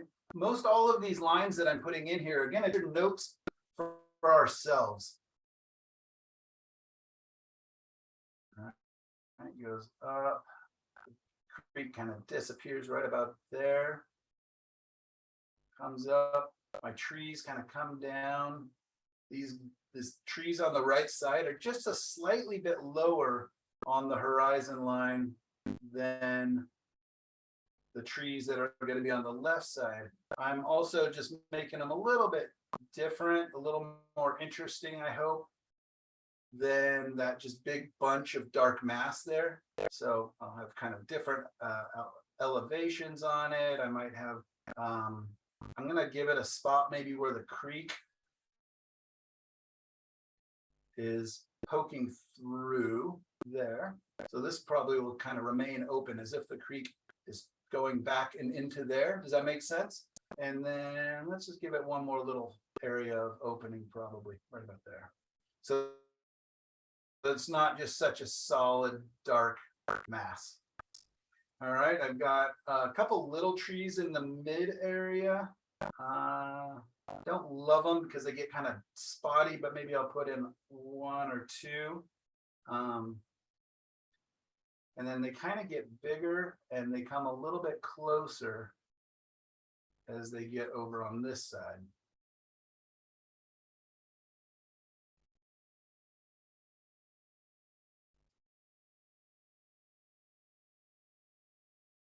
All right, I'm going to go ahead and fill those in a little bit so that you guys can see better the shapes I'm thinking of. Maybe I'll even mix a little bit of that darker brown into it, and maybe even just a touch of black into there. I could have also used ultramarine blue. When you mix ultramarine blue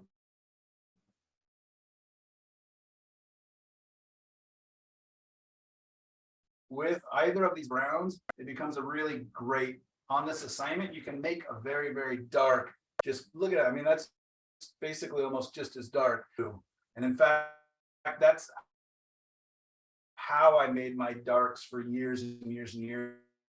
I didn't actually buy black. So let's go ahead and bring in our dark shapes just so that we can really see kind of the shadow forms, the structure of this bank. Add a little bit of paint thinner to that. It's a little bit sticky.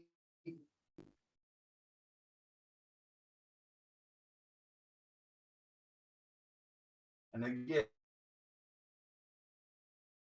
just a touch of paint thinner really goes a long ways if that's what you want to use to help your paints move. These trees come down lower than the horizon line, just slightly.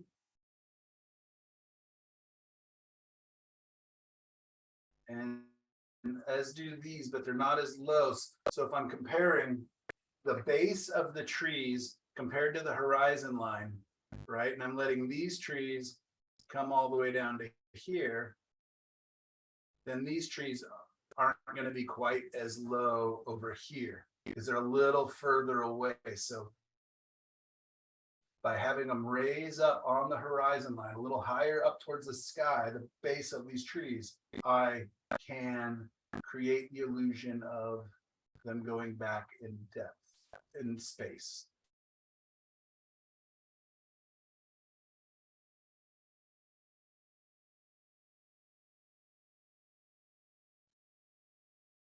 Sometimes I'll draw these little angled lines here where it's kind of going up on the bank and then it floats across. So it kind of gives myself a little reminder that there's a little bit of an angle where the ground, it's not just a steep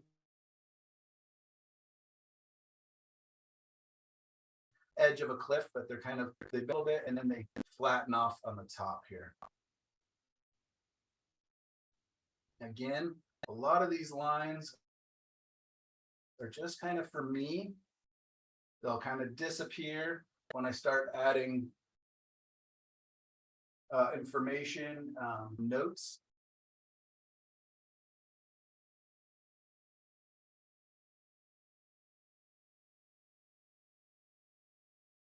I can also make these trees a little bigger on the side to really make it so, you know, play up that idea of them coming back into, or going back. Ugh, sorry. These trees coming forward, these trees going back.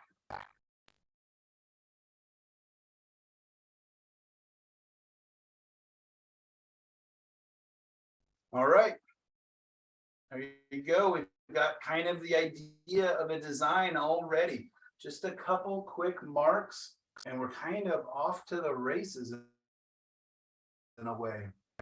So now I get to figure out my values. I'm going to go ahead and get a lighter, kind of a reddish. I'm going to add some of my yellow, touch of white. So this is kind of my mid value, but now I'm beginning to think about it as color as well as value a little bit. But again, I'm not going to be too worried about all the detail. I'm not going to be too worried about making my colors exact or, you know, whatever in this assignment, because we're looking for shapes and values. That's our big play this week. Get some darks as these grasses kind of come forward.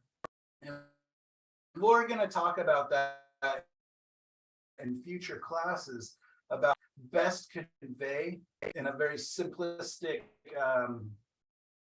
value structure, how to best convey the idea of landscape. Meaning that upright plains are generally darker than the grasses and the flats. And those are generally darker than the sky and, you know, the water, the reflections.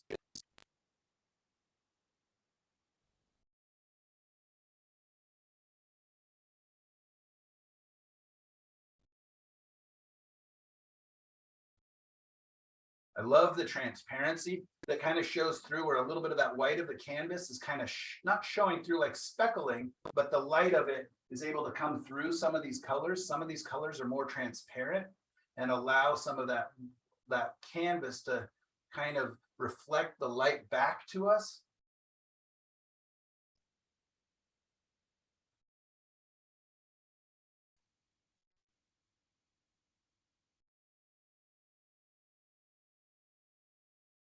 So right now I'm just kind of introducing that idea of a third value, a midtone.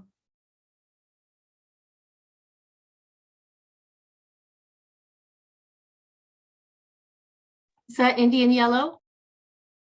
Yeah, that is Indian yellow, which is a very transparent, very warm yellow. One of my favorite colors. I may have to eventually take it away off my palette because I can definitely overuse it. I love it so much.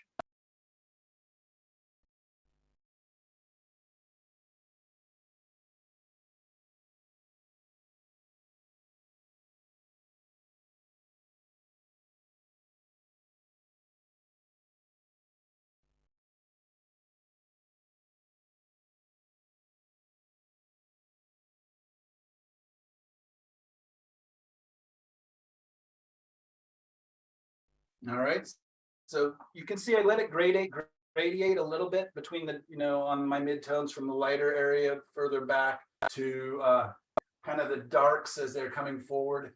The sun is rising behind these trees, but it's actually not risen yet.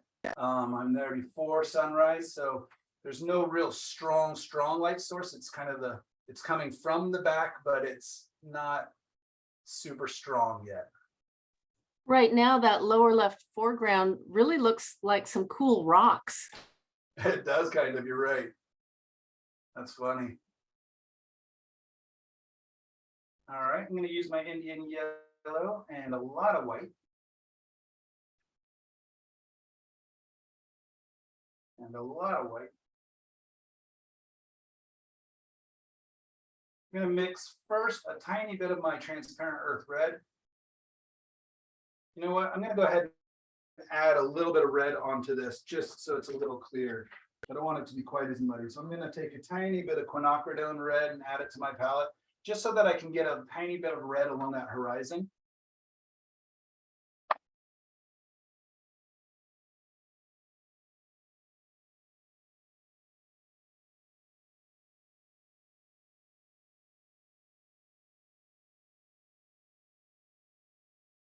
My very favorite color in painting is Indian yellow and quinacridone red mix. Create kind of a peachy color. This is actually a little cooler than that just to start with. So I've kind of got a little bit of a purple that's going to gradiate over towards a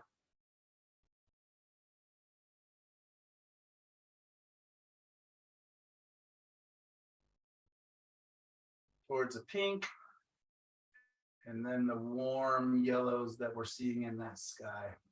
Get a little pinker.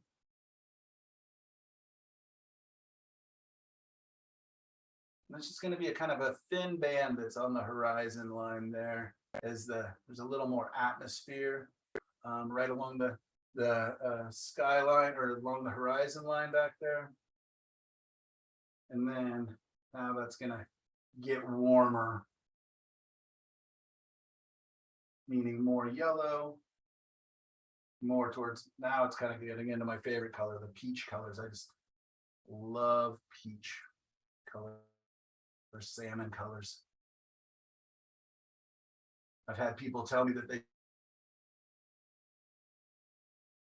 can tell it's one of my paintings because of my, it's funny how we'll gravitate towards certain colors innately in our paintings.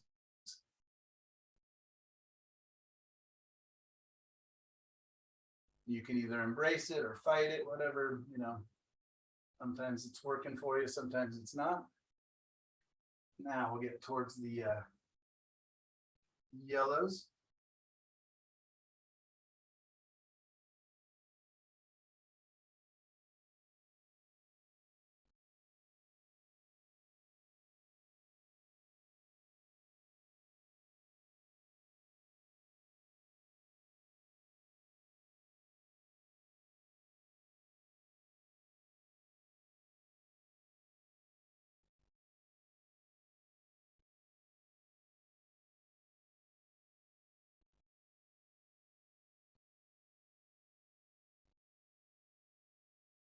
All right, it's starting to show up. And then it cools back down a little bit, actually, as it kind of bends up. It gets kind of back towards kind of a lighter pinky, kind of almost, I don't know what color this is, just a really light, kind of a dull,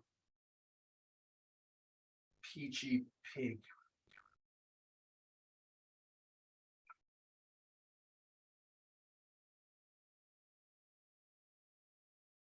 Add a tiny bit of paint thinner to that. It's definitely kind of sticky.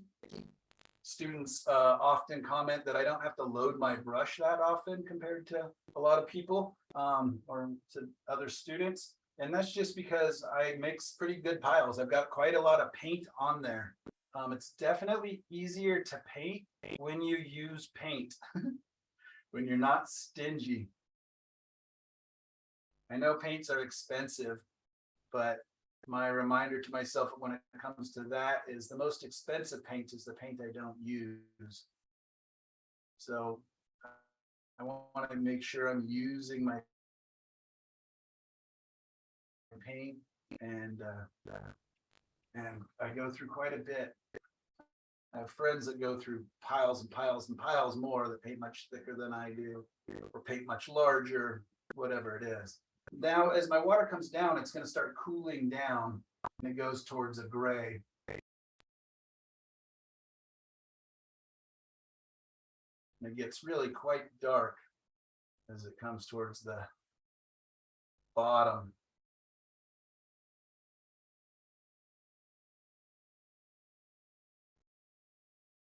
I can be pretty mean to my brush. You can see me just kind of, well, you can't because I was blocking with my hand, but I can really, in areas that I want to or need to, I can really scrub pretty hard. And then my cleaning off my brush here. And then as I start to finesse my painting, my brush strokes become lighter and lighter. I load up more paint and I'm just barely touching my surface.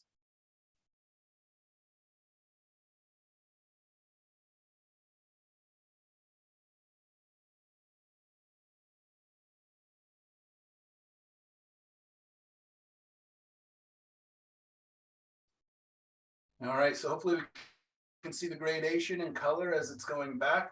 My sky is very stripy right now, and I've also left kind of almost like what would appear like a force field around my trees, where I'll grab smaller brushes and kind of come up against and change that. But already, again, very quickly,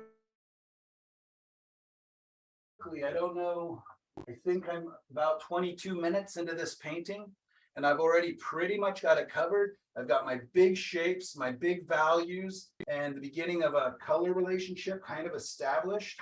And that's what I'm after. A lot of times when I'm out plein air painting, you don't have much more than an hour, hour and a half to paint on anything, especially if you're painting sunrise or sunset. Then it can even be much shorter. So, I'm trying to get the big details, the big information, the big things, the big important stuff very quickly. I will actually did it out there on location. Kind of hard to see, I apologize, but I was just trying to get this interesting band of pink versus the where the light kind of came into play. Maybe if I turn off the light for a second, let's see. You can see it a little better. But anyways, I knew the sky was going to change the fastest, so I actually put down my sky first in that instance. I'll take a photo and post it so you guys can actually see it. No, that wasn't very. Grab a smaller brush if I want. It doesn't need to be this small. This is really a tiny brush. Let's get a mid-sized brush here, and I can get back into some of those sky colors, and I can bring them down and get them closer to the tops of these trees. So I don't have white speckling kind of along the top edge. If I accidentally bump into that tree more than I want to, I can just simply wipe my brush clean. That's another reason I like having a lot of paint, because I can use just the paint that's on there and maneuver it around a little bit. What I'm going to do is paint kind of up to the trees, and then I'm going to bring the trees back over the top, so that I don't just have these hard, crisp, sharp edges at the tops of my trees, because I like to have the illusion of kind of a softer, more branchy top to my fauna and trees and grasses and shrubs and everything else. All right, I'm going to do the same thing in the water, where I've just kind of still got my edges of white against the grasses. The nice thing in the water is I actually don't usually clean my brush as much, because I actually like the edges to be a little bit blended, like there's kind of a reflection coming down and a little bit of movement in the water. So I don't need the edges often as perfect and precise in my reflections. You see how that created kind of a soft edge that looks almost naturalistic a little bit there?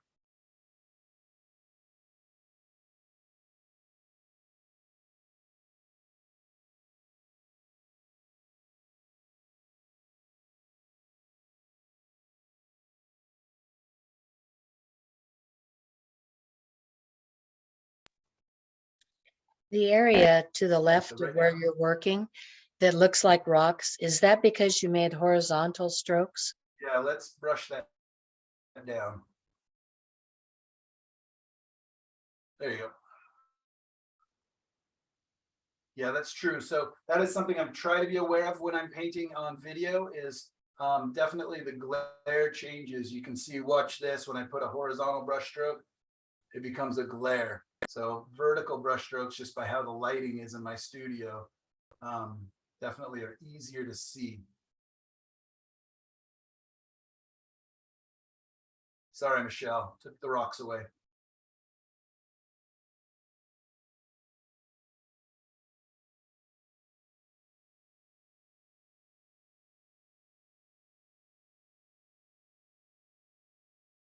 I like to take these big kind of, again, cheap brushes sometimes and just kind of obliterate some edges a little bit. So just kind of.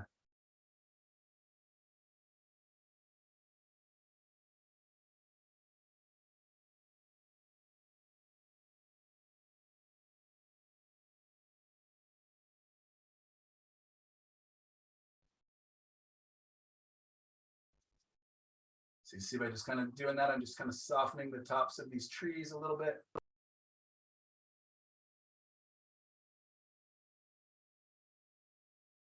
Those are magic brushes. They are magic brushes when they work for you. Sometimes there's very aggravating brushes, but you'll see, even though I'm using, I think this is a 1-inch brush a lot of times. I mean, a smarter person would pick up the half-inch brush that's sitting right beside it, but you know, nobody's ever accused me of being that guy. So and again, I just kind of like the organicness that this brings into the painting. Just kind of, I'm not too worried yet, right? You know, I'll be able to come in and finesse. Again, the detail comes, the detail will appear. And I'll show you how I'm going to do that here in just a second. So there we go. I've got my big shapes. Let's go ahead and zoom into that, see if we can see it okay. So there we are. I have painted approximately 25 minutes on this, and I've got quite a lot of information. I've got a very nice beginning structure that I can, by simply taking these 3 values, my darks, I guess my lights, and my mids. This is almost a 2-value painting. If you really squint your eyes at it, it's almost 2 values.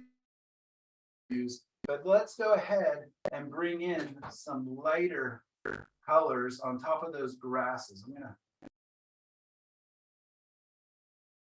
And we'll bring in the idea of form so that this top of this grass is a little more differentiated from the trees, the darks in the trees.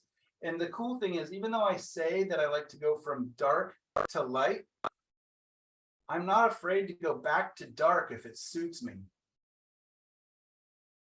there's times where I definitely come back in knowing that I need some darks to reestablish my structure and my form.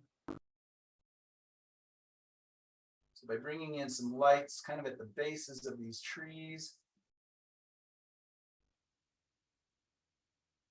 You see that? How all of a sudden the tree, now you know where the bottom of it is versus the top. So that it's kind of more grounded, has its place in nature. It's not just floating around.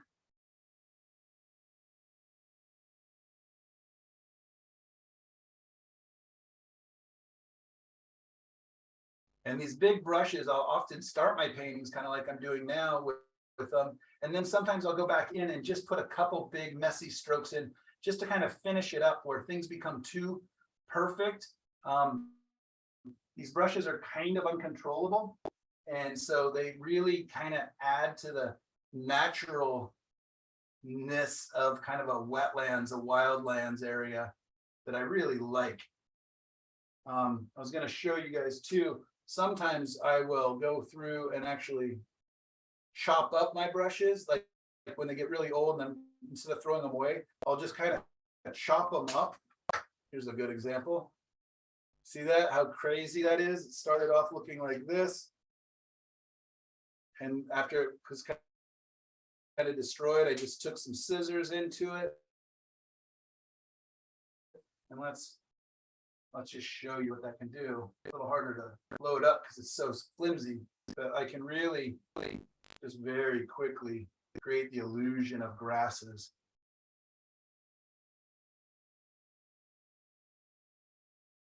It's fun. I have a whole collection of just different ones that, I chopped up, and they just do kind of different things.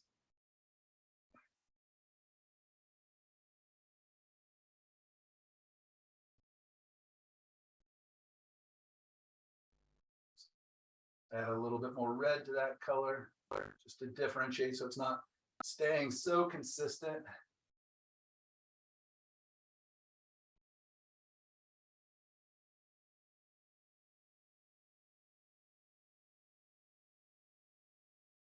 I'm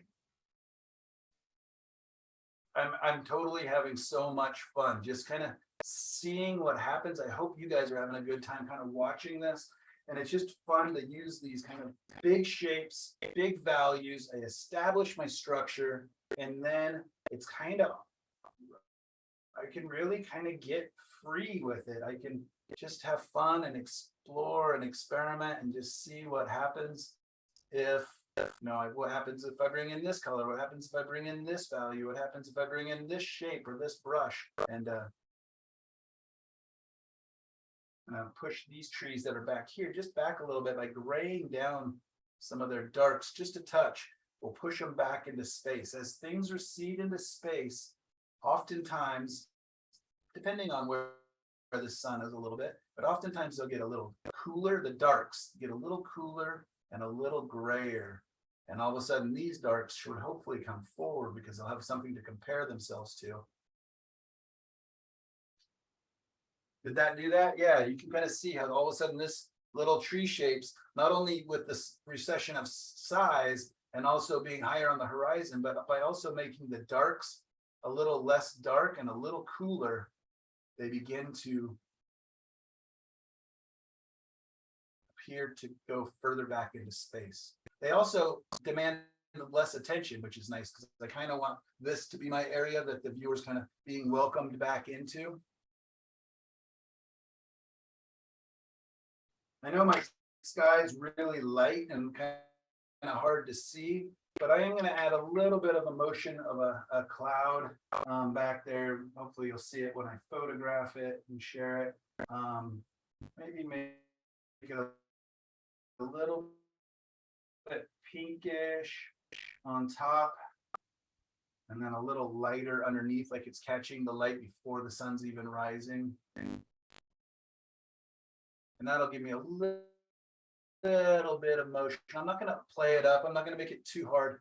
That's really hard to see. I apologize. You can kind of see that it's getting a little cooler pink on top. And then I'm going to add some light yellow to the underbellies of these clouds.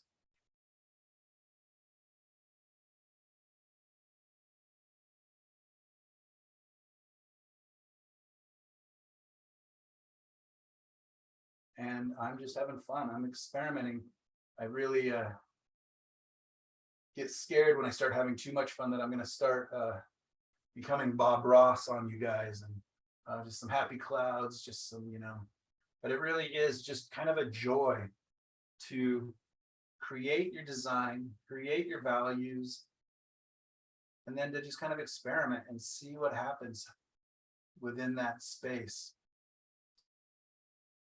Almost like I've made a coloring book, and now I get to pick the colors and add the details as I want. Let's add some pink down into this water, like there's some of the pink in the sky kind of reflecting. It'll break this up down here a little bit as well. Now just add some detail. I want these grasses down here on the bank overlapping that water. So I'll grab kind of a smallish brush, and I'm just going to kind of drag up very lightly, and we're just going to create some little grasses that are kind of hopefully going to add a sense of depth and a little bit of motion. I don't know if you can quite see them yet. Also just kind of breaks it up so I don't have such a hard line.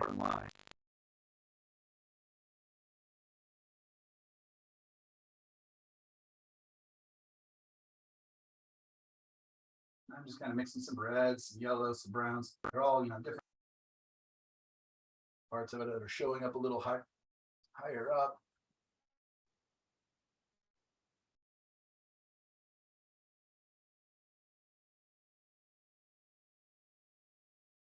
Don't want to make them regular, like I don't want to have them all going the same direction. The grasses, some of them are kind of laying over a little more.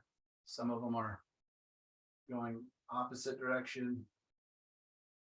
It's like, how much is too much? How much is enough? Can you kind of see the grass is just a touch on there? Or the whatever this is, just kind of mucking it up a little bit, making it a little more interesting.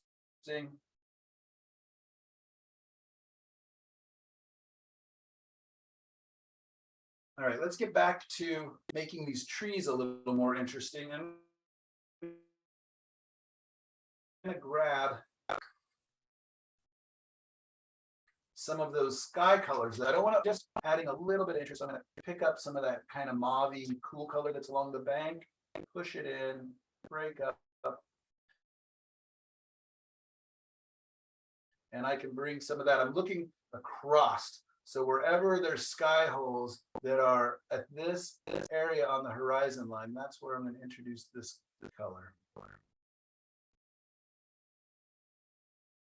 Be careful. Sky holes are really, really easy to overdo. They're very addictive. They're very beautiful and they're so fun to make. Couple is good. Having 100 of them doesn't make it better.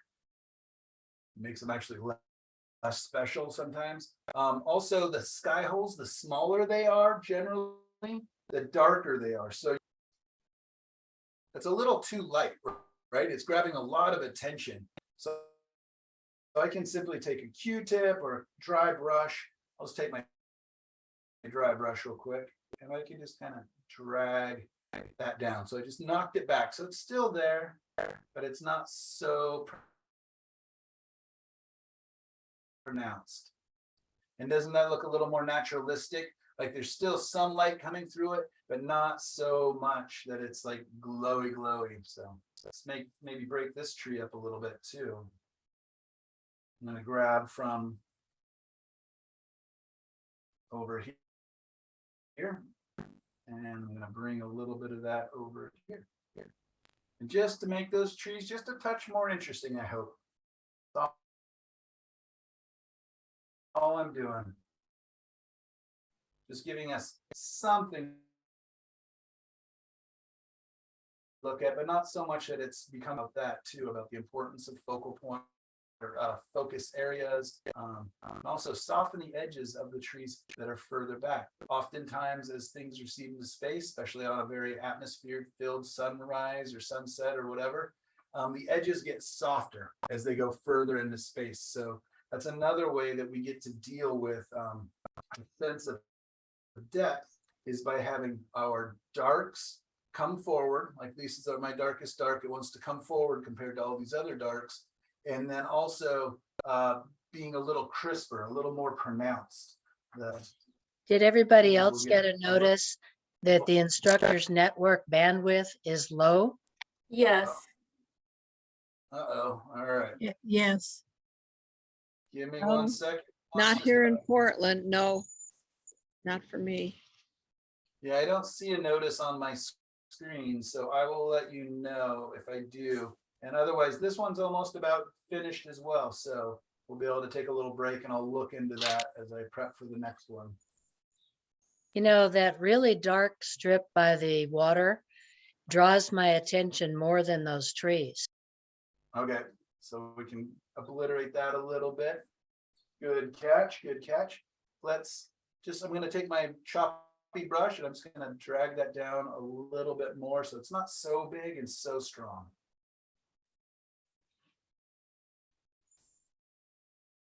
That did it. Yeah.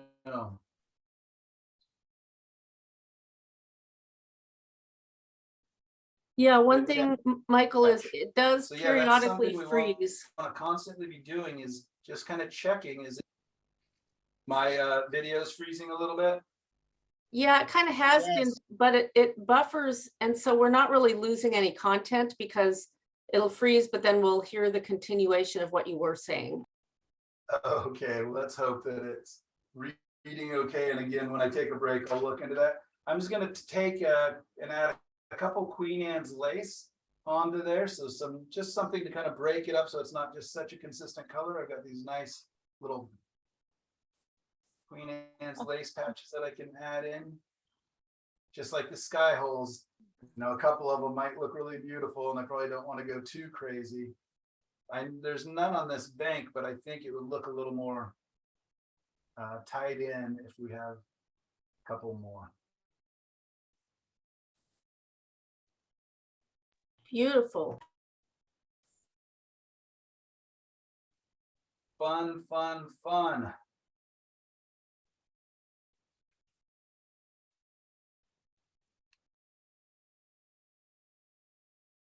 Hopefully you guys are just itching to start painting. You're just like, I can't wait for this class to be over and for Mike to shut up so I can actually start painting. Looks like so much fun.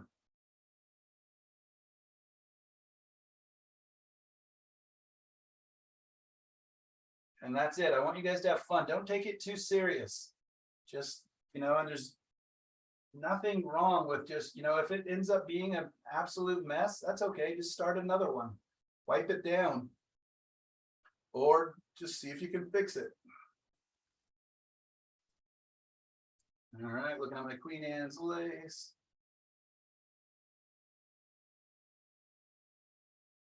Trying to keep it, making sure it's nice and organic. It's not like I planted it or planned it. All righty, there we go. I like this cute little guy.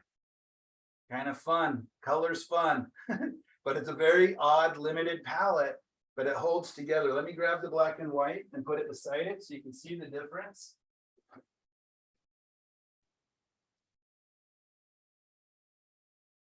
So in both paintings, it's about the same thing. Shapes and values are giving us our structure, and then we're able to explore, experiment, and have fun. All right, I'm going to go ahead and take another break, and we'll get back and see if I can do one more. And I'm going to do this next one in a totally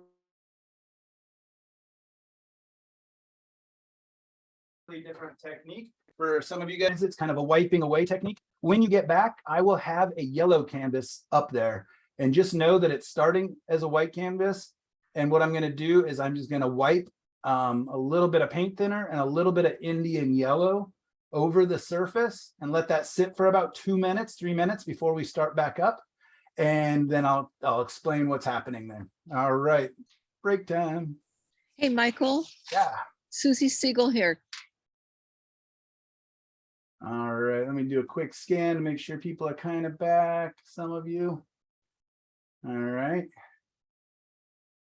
So what do we got here? We have 35 minutes. See if I can do one more painting, and this one's much bigger. This is a 12-inch by 16-inch. I'm going to do a little more technical of a painting with the big sky and everything else. So this will be a bit more of a challenge. So gonna have to be a little more lenient on your expectations of your instructor here. But this should be fun. So what I've done is I have stained my canvas with the Indian yellow. It soaks in pretty quick. It's a very transparent color. And what it's going to allow for is the light to kind of hit the white of the canvas and come back through that very transparent Indian yellow. And now what I'm going to do is I'm going to scrub on. Are you guys okay if I don't have this reference up? Because I'm going to need more of my mixing area. But this is kind of roughly the painting I'm going to do. Image I'm going to do. It's going to be a little warmer than this, actually. A little more dynamic. So hopefully you'll, if you need to see it, it's on the Facebook page and stuff.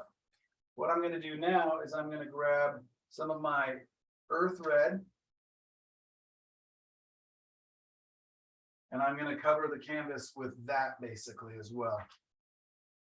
Touch of paint thinner, not much, just a little bit. And this way of working is called subtractive, at least that's how I think of it. And it's kind of, I consider it kind of playtime for me. I really enjoy doing this very kind of organic, loose way. And a lot of times I will actually start my paintings kind of like this. It's, you'll see why it's called subtractive painting here in just a little bit after I add some more paint to it. And I'm just going to kind of get some darks, some lights, some mids. And I'm going to use this big brush just to kind of knock in my big shapes. Michael, Yeah. is the yellow, the Indian yellow dry? No, hardly at all, because I Okay. just put it on during this break. So Thank there are times I will work onto a drier Indian yellow underpainting, which would be, you know, a little more useful, but we'll just see what happens. Again, this can very much just end up being the underpainting, so I'm not too worried about it. I'm still just trying to get my big shapes and my big structure. Yeah, we'll see what happens here.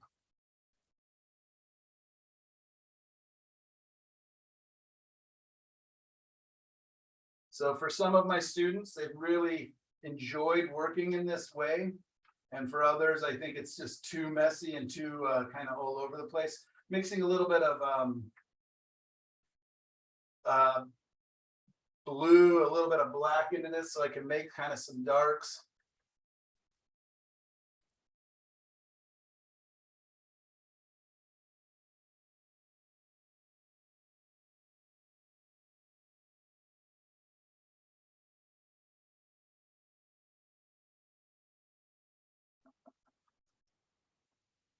Very organic, very loose, just having fun, looking for my big shapes, looking for my big values.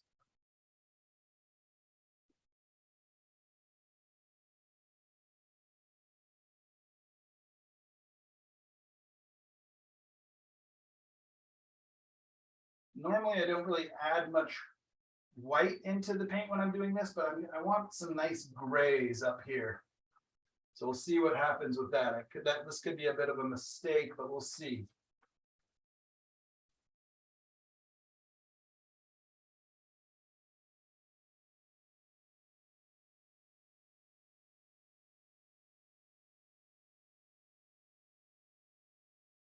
But again, I'm just kind of thinking big shapes, big.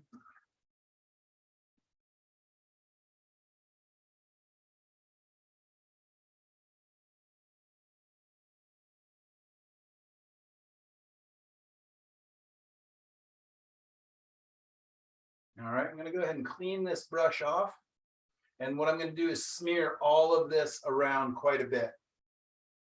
So you can kind of basically see the very, very, very, very rough structure of this painting. And it's going to get even rougher before it gets better. So I apologize. Hang with me. We'll see if we can't pull this out here.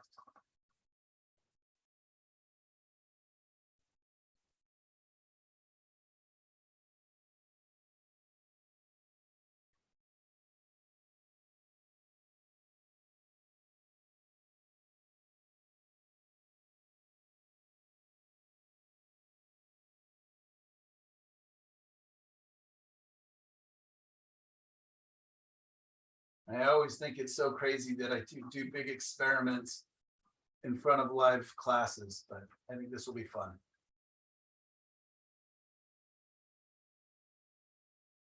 So just kind of smushing those colors around those.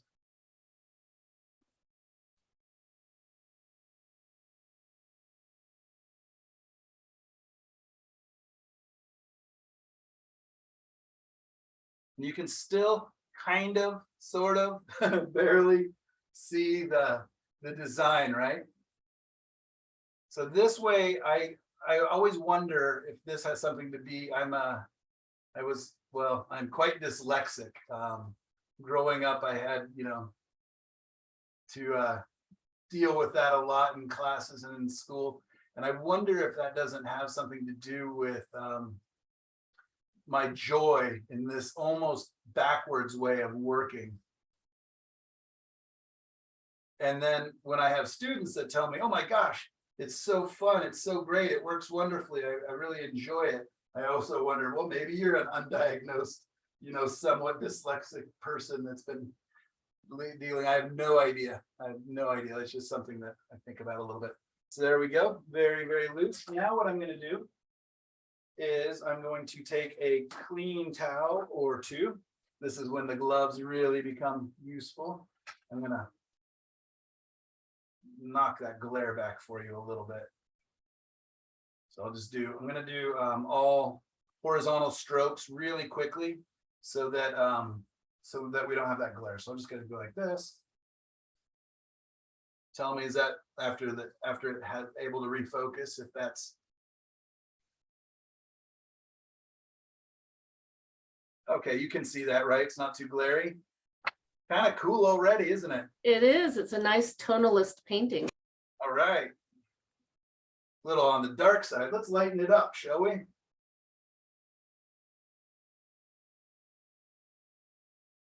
So I just took a clean paper towel with a little bit of paint thinner on it.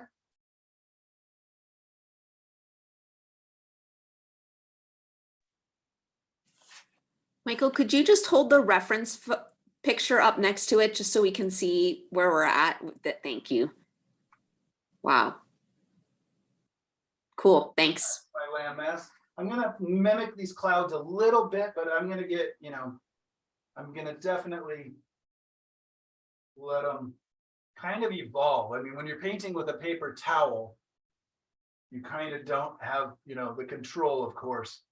And I can always come back in and finesse this, right? I can come back in with my little brushes and everything else. A lot of times this is just a really fast way for me to jump in to the painting very quickly. It's so organic, it's so loose. I can't think about little shapes. I can only think about the big underlying structure. Now it's even cooler, he says to himself. A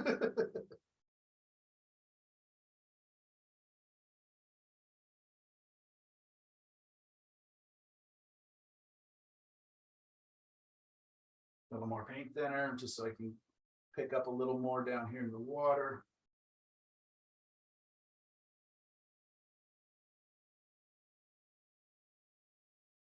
Another paper towel, because that one's already covered. Maybe not my most environmentally sound way of painting, go through a lot of paper towels.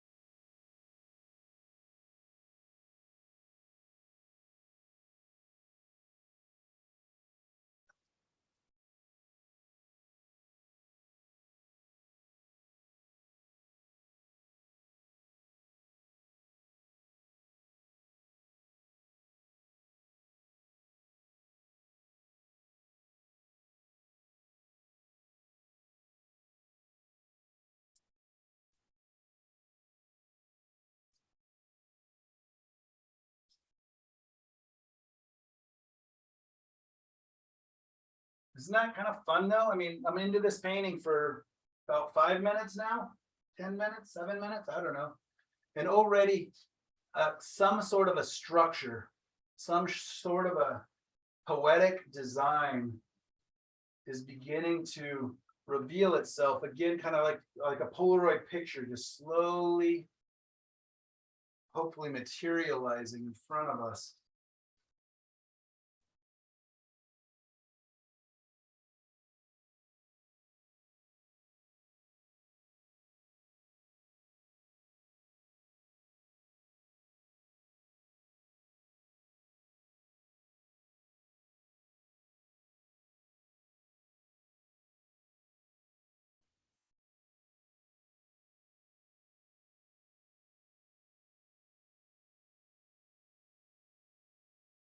All right, that paper towel's filled with paint already too.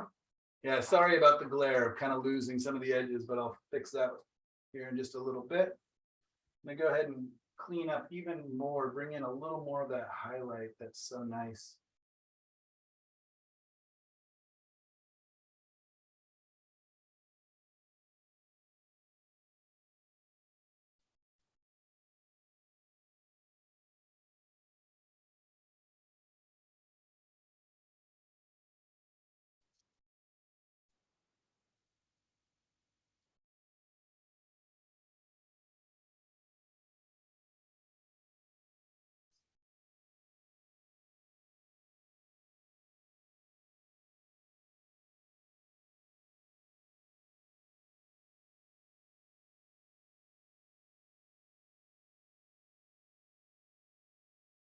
And again, it just really helps me to stay very loose. I'm not actually able to think about like, oh, what am I painting now? Is this a cloud? Is this a grass? Is this an anything? It's just big, organic shapes, lights and darks. Because of the other undercolors that I chose, I'm able to kind of start to pick up, you know, some of that warm and cool play. You could do this style completely with black and white as well. And in fact, you could, you know, you wouldn't even have to use white because you just use the gesso, the white of the canvas, to convey your light areas. So you may want to experiment with it in just black and white before doing what I did, just combining a bunch of colors. Be aware that this technique is messy and it's fraught with times for it to fall apart, and you just kind of keep experimenting and keep playing. And again, this is not for all of my students. Not all of you are going to thank me for sharing this with you. I know that. I know that some students just, I mean, probably got a couple of you in this class that have been with me for a while that have tried it a couple times and it's like, yeah, not my thing. But for others of you, I really hope that it opens up something different, a whole new way of thinking and working. What I hope to give you in this class is a couple things, but one of them is just different tools, different ways to think about painting, to approach painting, to start paintings, whatever it is. But I just want to present to you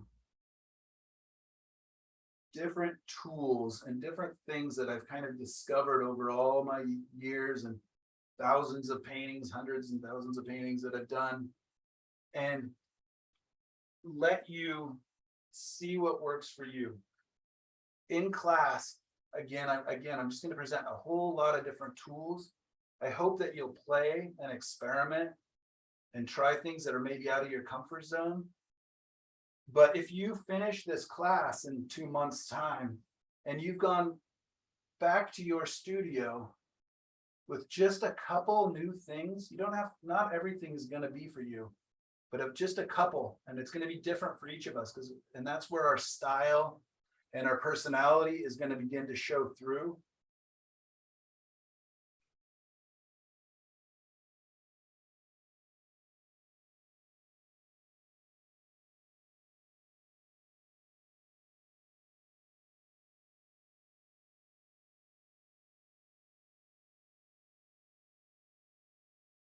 I will show you again about working with acrylics as an underpainting. And I've got students that have just really taken that and run with it and are doing such neat things with it.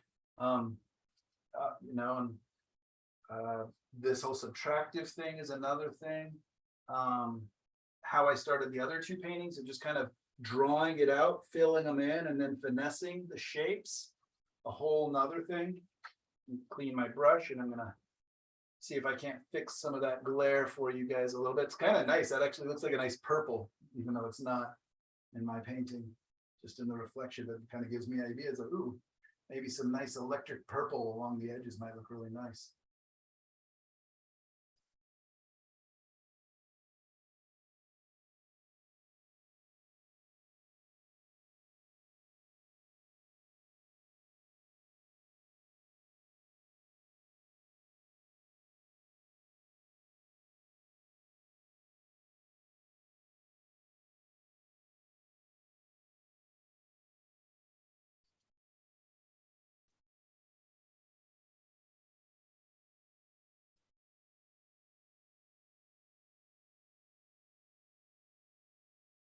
So I've done a lot with my paper towel just by simply subtracting. Now I can come back in with the brush and bring things in. I can also take a clean brush, if I had a clean brush around, and dip that into a little bit of paint thinner, and I can actually do the subtractive in just a little or more detail, like there's like light coming through these grasses and stuff.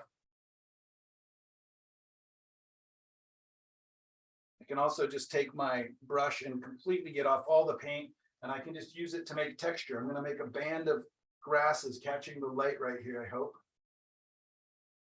Just by scrubbing back in with a dry brush.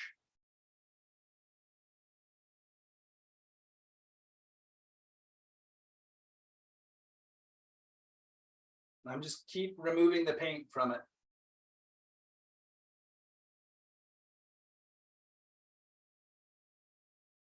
Another great little trick is having a jar of Q-tips on hand. So I can come back in here and I can carve out detail into these trees if I want.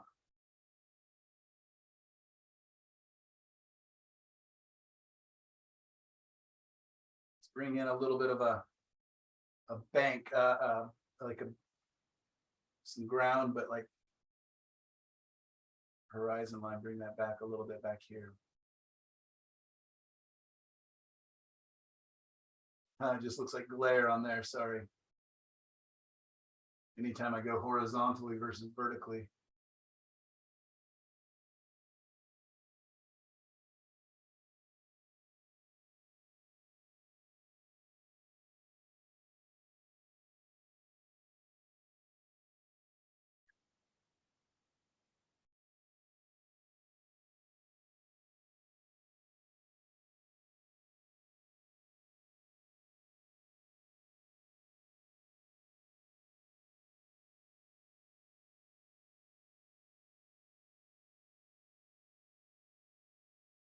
Just breaking up the tops of those.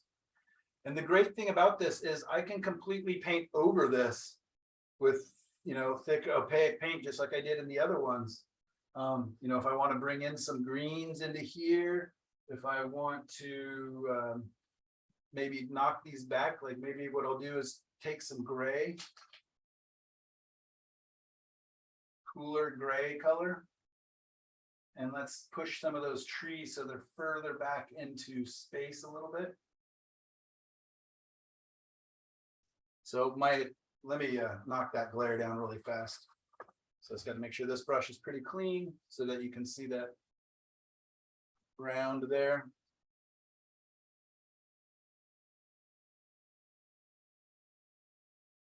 Also, where I did the little Q-tips, I oftentimes want to kind of mess that up. Otherwise, you end up with just little Q-tip marks. They tend to make the same little negative shape over and over and over. So I like to rough those up so it doesn't just look like I obviously just came through and used that. I'm looking for a diversity in shapes and strokes. Oh, now I'm going to push that back, hopefully. So this tree line back here is further away than this tree line back here, which is further away than this tree line. So let's see if I kind of gray it down.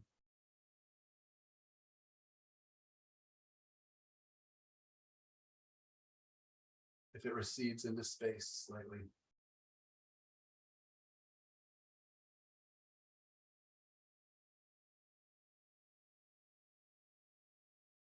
Do the same with this one, but just less.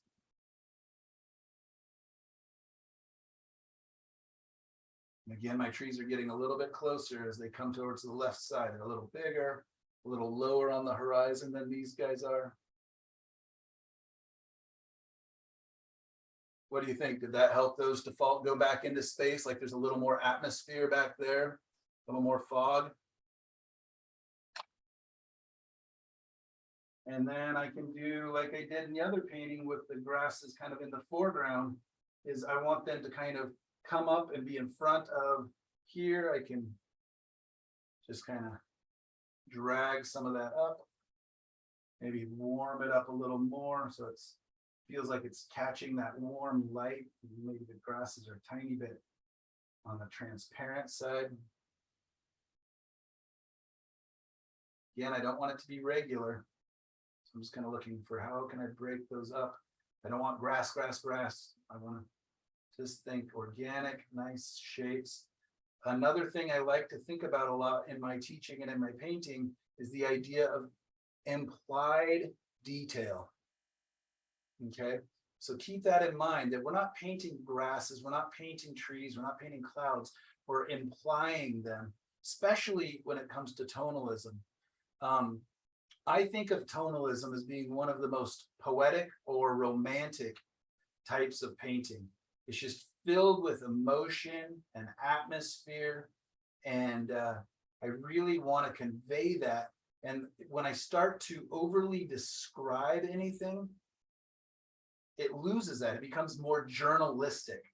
So poetic painting versus journalistic painting is something I think about a lot. There's times when I really want journalistic, you know, I really want to just create and replicate the reference, but so many times I just want to get in. I'm using this reference already. My painting looks, I mean, a little bit like it, but mostly not. But it's got a poetry, I hope, to it. It's got something that's there, but not there, right? I hope. I'm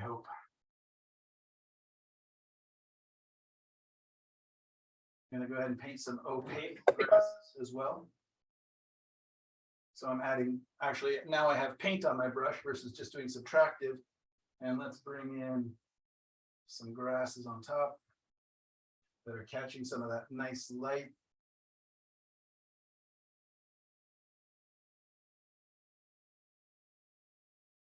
So that I don't just have a big dark shape in the foreground here. I'm gonna get that to go to a little more orange.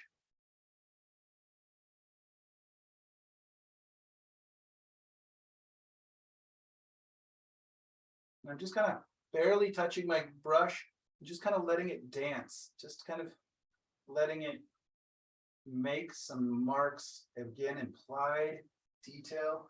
It's up to the viewer to turn these funny little random marks into what I hope they perceive as grasses. Are you using the brush that you cut up? Yeah, it's one that's been cut up. You can see it. Yeah, it's an odd one, but I mean, I could definitely just use a finer brush. I know I used to be really against these little liner brushes, but there's definitely a time and a place where just a couple little details will really help the painting sing. And I've definitely found that when my paintings are just all too soft and atmospheric, they're tougher for people. Tougher for people to get into, tougher for people to comprehend. So sometimes just enough detail. Again, if you think of it like a poem, right? You know, if it's too vague, nobody can get into it. But if it just has just the right amount of detail where they're doing a lot of the work, they're able to superimpose them into the scene. It reminds them of something that they've seen or someplace they've been or some emotion that they felt. But at the same time, I'm not overly describing them. I'm not telling them on Thursday at 6:30 in the morning at the Tualatin Bird Refuge, this exactly was happening, right? They don't need to know that. They can just say, oh, wow, I've seen a sunset like that, or this reminds me of this emotion or whatever it is. That's, to me, the magic that I see when I see really beautiful old tonalist work. Is just this kind of shared experience, but not completely described experience. Does that make sense, you guys? Is that getting too wishy-washy and too ephemeral?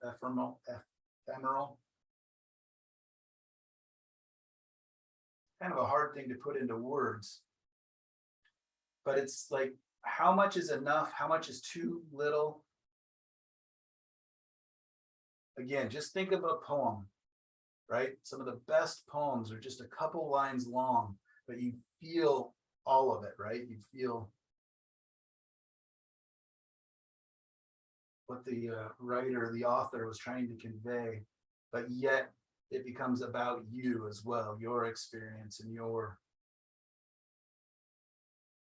And the other thing is, I find that for a lot of viewers, I mean, there's some people that want to see just, you know, as photographic and as representational as possible. I can look at those paintings when I'm in the galleries and appreciate them and go, man, that person sure spent a long time. That would drive me crazy to paint it, but that's pretty impressive skill wise and stuff.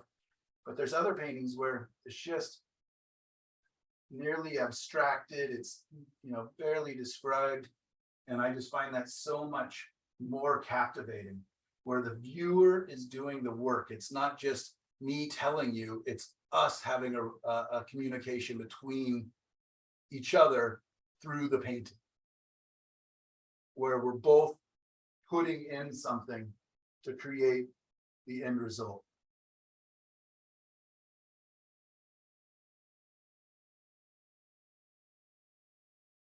That feels so weird to say it like that, but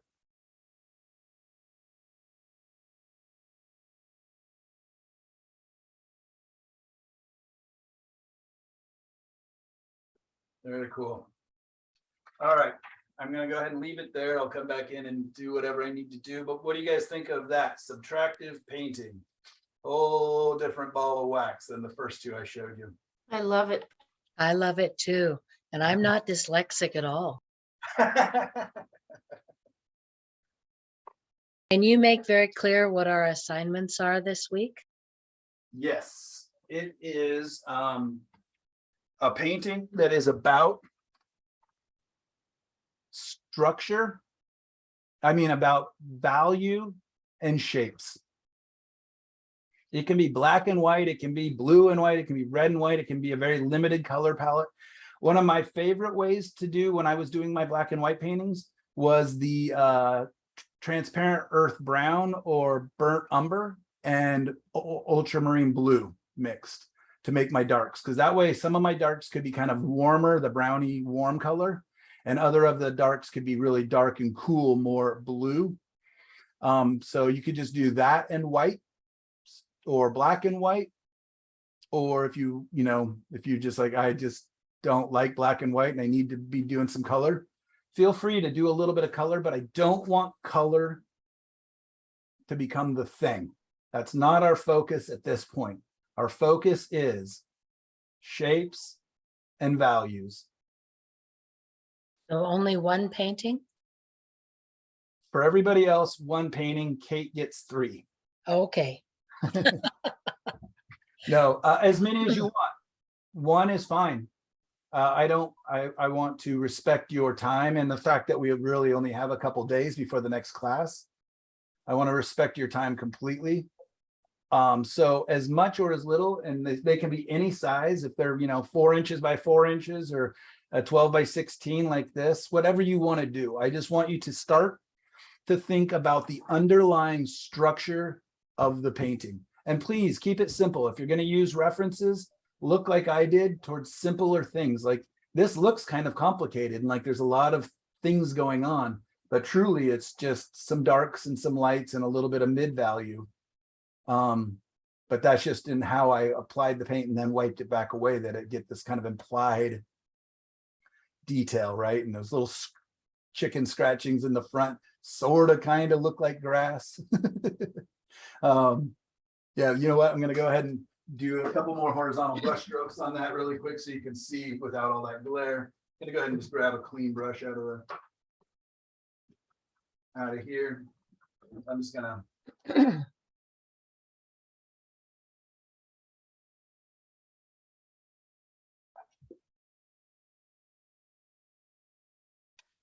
and back down.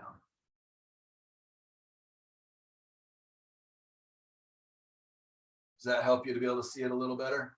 Yeah. Yes. Okay. Sorry about that glare, you guys. That's okay. Something I keep saying I'm going to get fixed, and nothing I've tried has ever worked. It's always just made it a little weirder and worse. So. Well, it breaks my heart that I won't be able to interrupt you for any of the other 7 lessons, because I'm going to be watching the videos. Okay, well, I look forward to your interaction in the Facebook group. Please stay involved, and it's always nice to have your feedback and your insights. And the rest of you guys, I look forward to getting to know you over the next 7 weeks. And you know, there's no comparison in this group, right?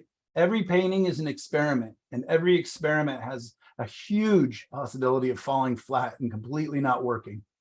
That is fine, because we will learn so much from our successes. And as I like to say, we learn even more from our failures, That's true. oftentimes, and just kind of like, oh, that didn't work, I probably won't do that again, or that almost worked, but not quite. What do I need to do differently? So don't worry, there's no grades in this class. And if that bothers you, don't worry, you all have A's already. So congratulations. The only way you don't succeed in this class is by not trying and not playing and not pushing yourself out of your comfort zone just a little bit. I don't need you to jump in, you know, and go crazy and, you know, be completely overwhelmed. Just push yourself a little bit each week to try something a little bit different, a little bit more, that, you know, you just discover new things. Again, this whole wiping away method, for some of you, it's going to be a blast. For others of you, it's going to be horrendous. And for pretty much all of you, if you try it, it's going to be horrendous the first couple of times you do it. I hopefully made it look kind of easy. But it's a lot of fun. It's something just interesting. Please do the other way maybe first, and then reward yourself with this. It's a great way to use your leftover paints as well. And a lot of times I start my paintings like this because I just get these interesting shapes and designs that I wouldn't get if I was just in there with a little brush, right? Just what does the paper towel do? Like some of the tops of those clouds, those where it's going up into the grays at the top, you know, I would have a hard time doing that with a brush, but with a paper towel, I got some kind of nice, you know, again, Bob Ross, happy accidents, and things that I kind of like. So yeah, your assignment is one painting, shapes and values. But I would love to see more. I'd love for you to, you know, become so excited by it. They can take as little as 15 minutes. And as long as you want to go with it, I guess I would prefer if you're working, you find yourself working on a painting for much over an hour and it's small, I'd probably prefer you do two small, shorter ones than one more finished. Again, we're just looking at kind of the beginning elements of the painting, the structure, the fundamental, the building blocks of the painting. And that's it for this stage. Next week, I'll start talking a little more about color. We're going to be doing some kind of experimental palettes where it's almost impossible to not do tonalism because you can't make really vibrant, bright colors. They're always going to end up kind of earthy and stuff. So we're going to have a lot of fun in this class. So anyways, I am thrilled that so many of you were able to show up on this first class. And I 100% am just so happy that you guys let me have that trip to Carmel. I was worried sick about not being able to make it back in time or anything else. So that was a good trip. I'm really thrilled about my new 2 galleries in Carmel.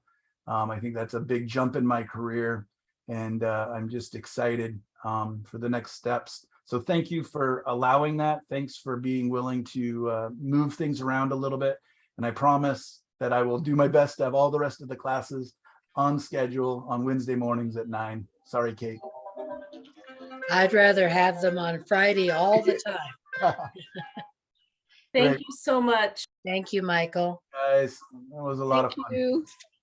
So good to see you all again. And then I look really forward to meeting so many of you, Diane and Meryl and Rick and everybody. I really look forward to getting to know you guys and learning about your style and what you're after in painting. And on the Facebook page is a great place to ask questions and to look for feedback and to share anything. So great. I will see you guys soon, and I will hopefully have this recording up and out on YouTube this evening. Thank you. Have a great Thank couple you. days. You too. Take care. Okay, bye-bye. Bye.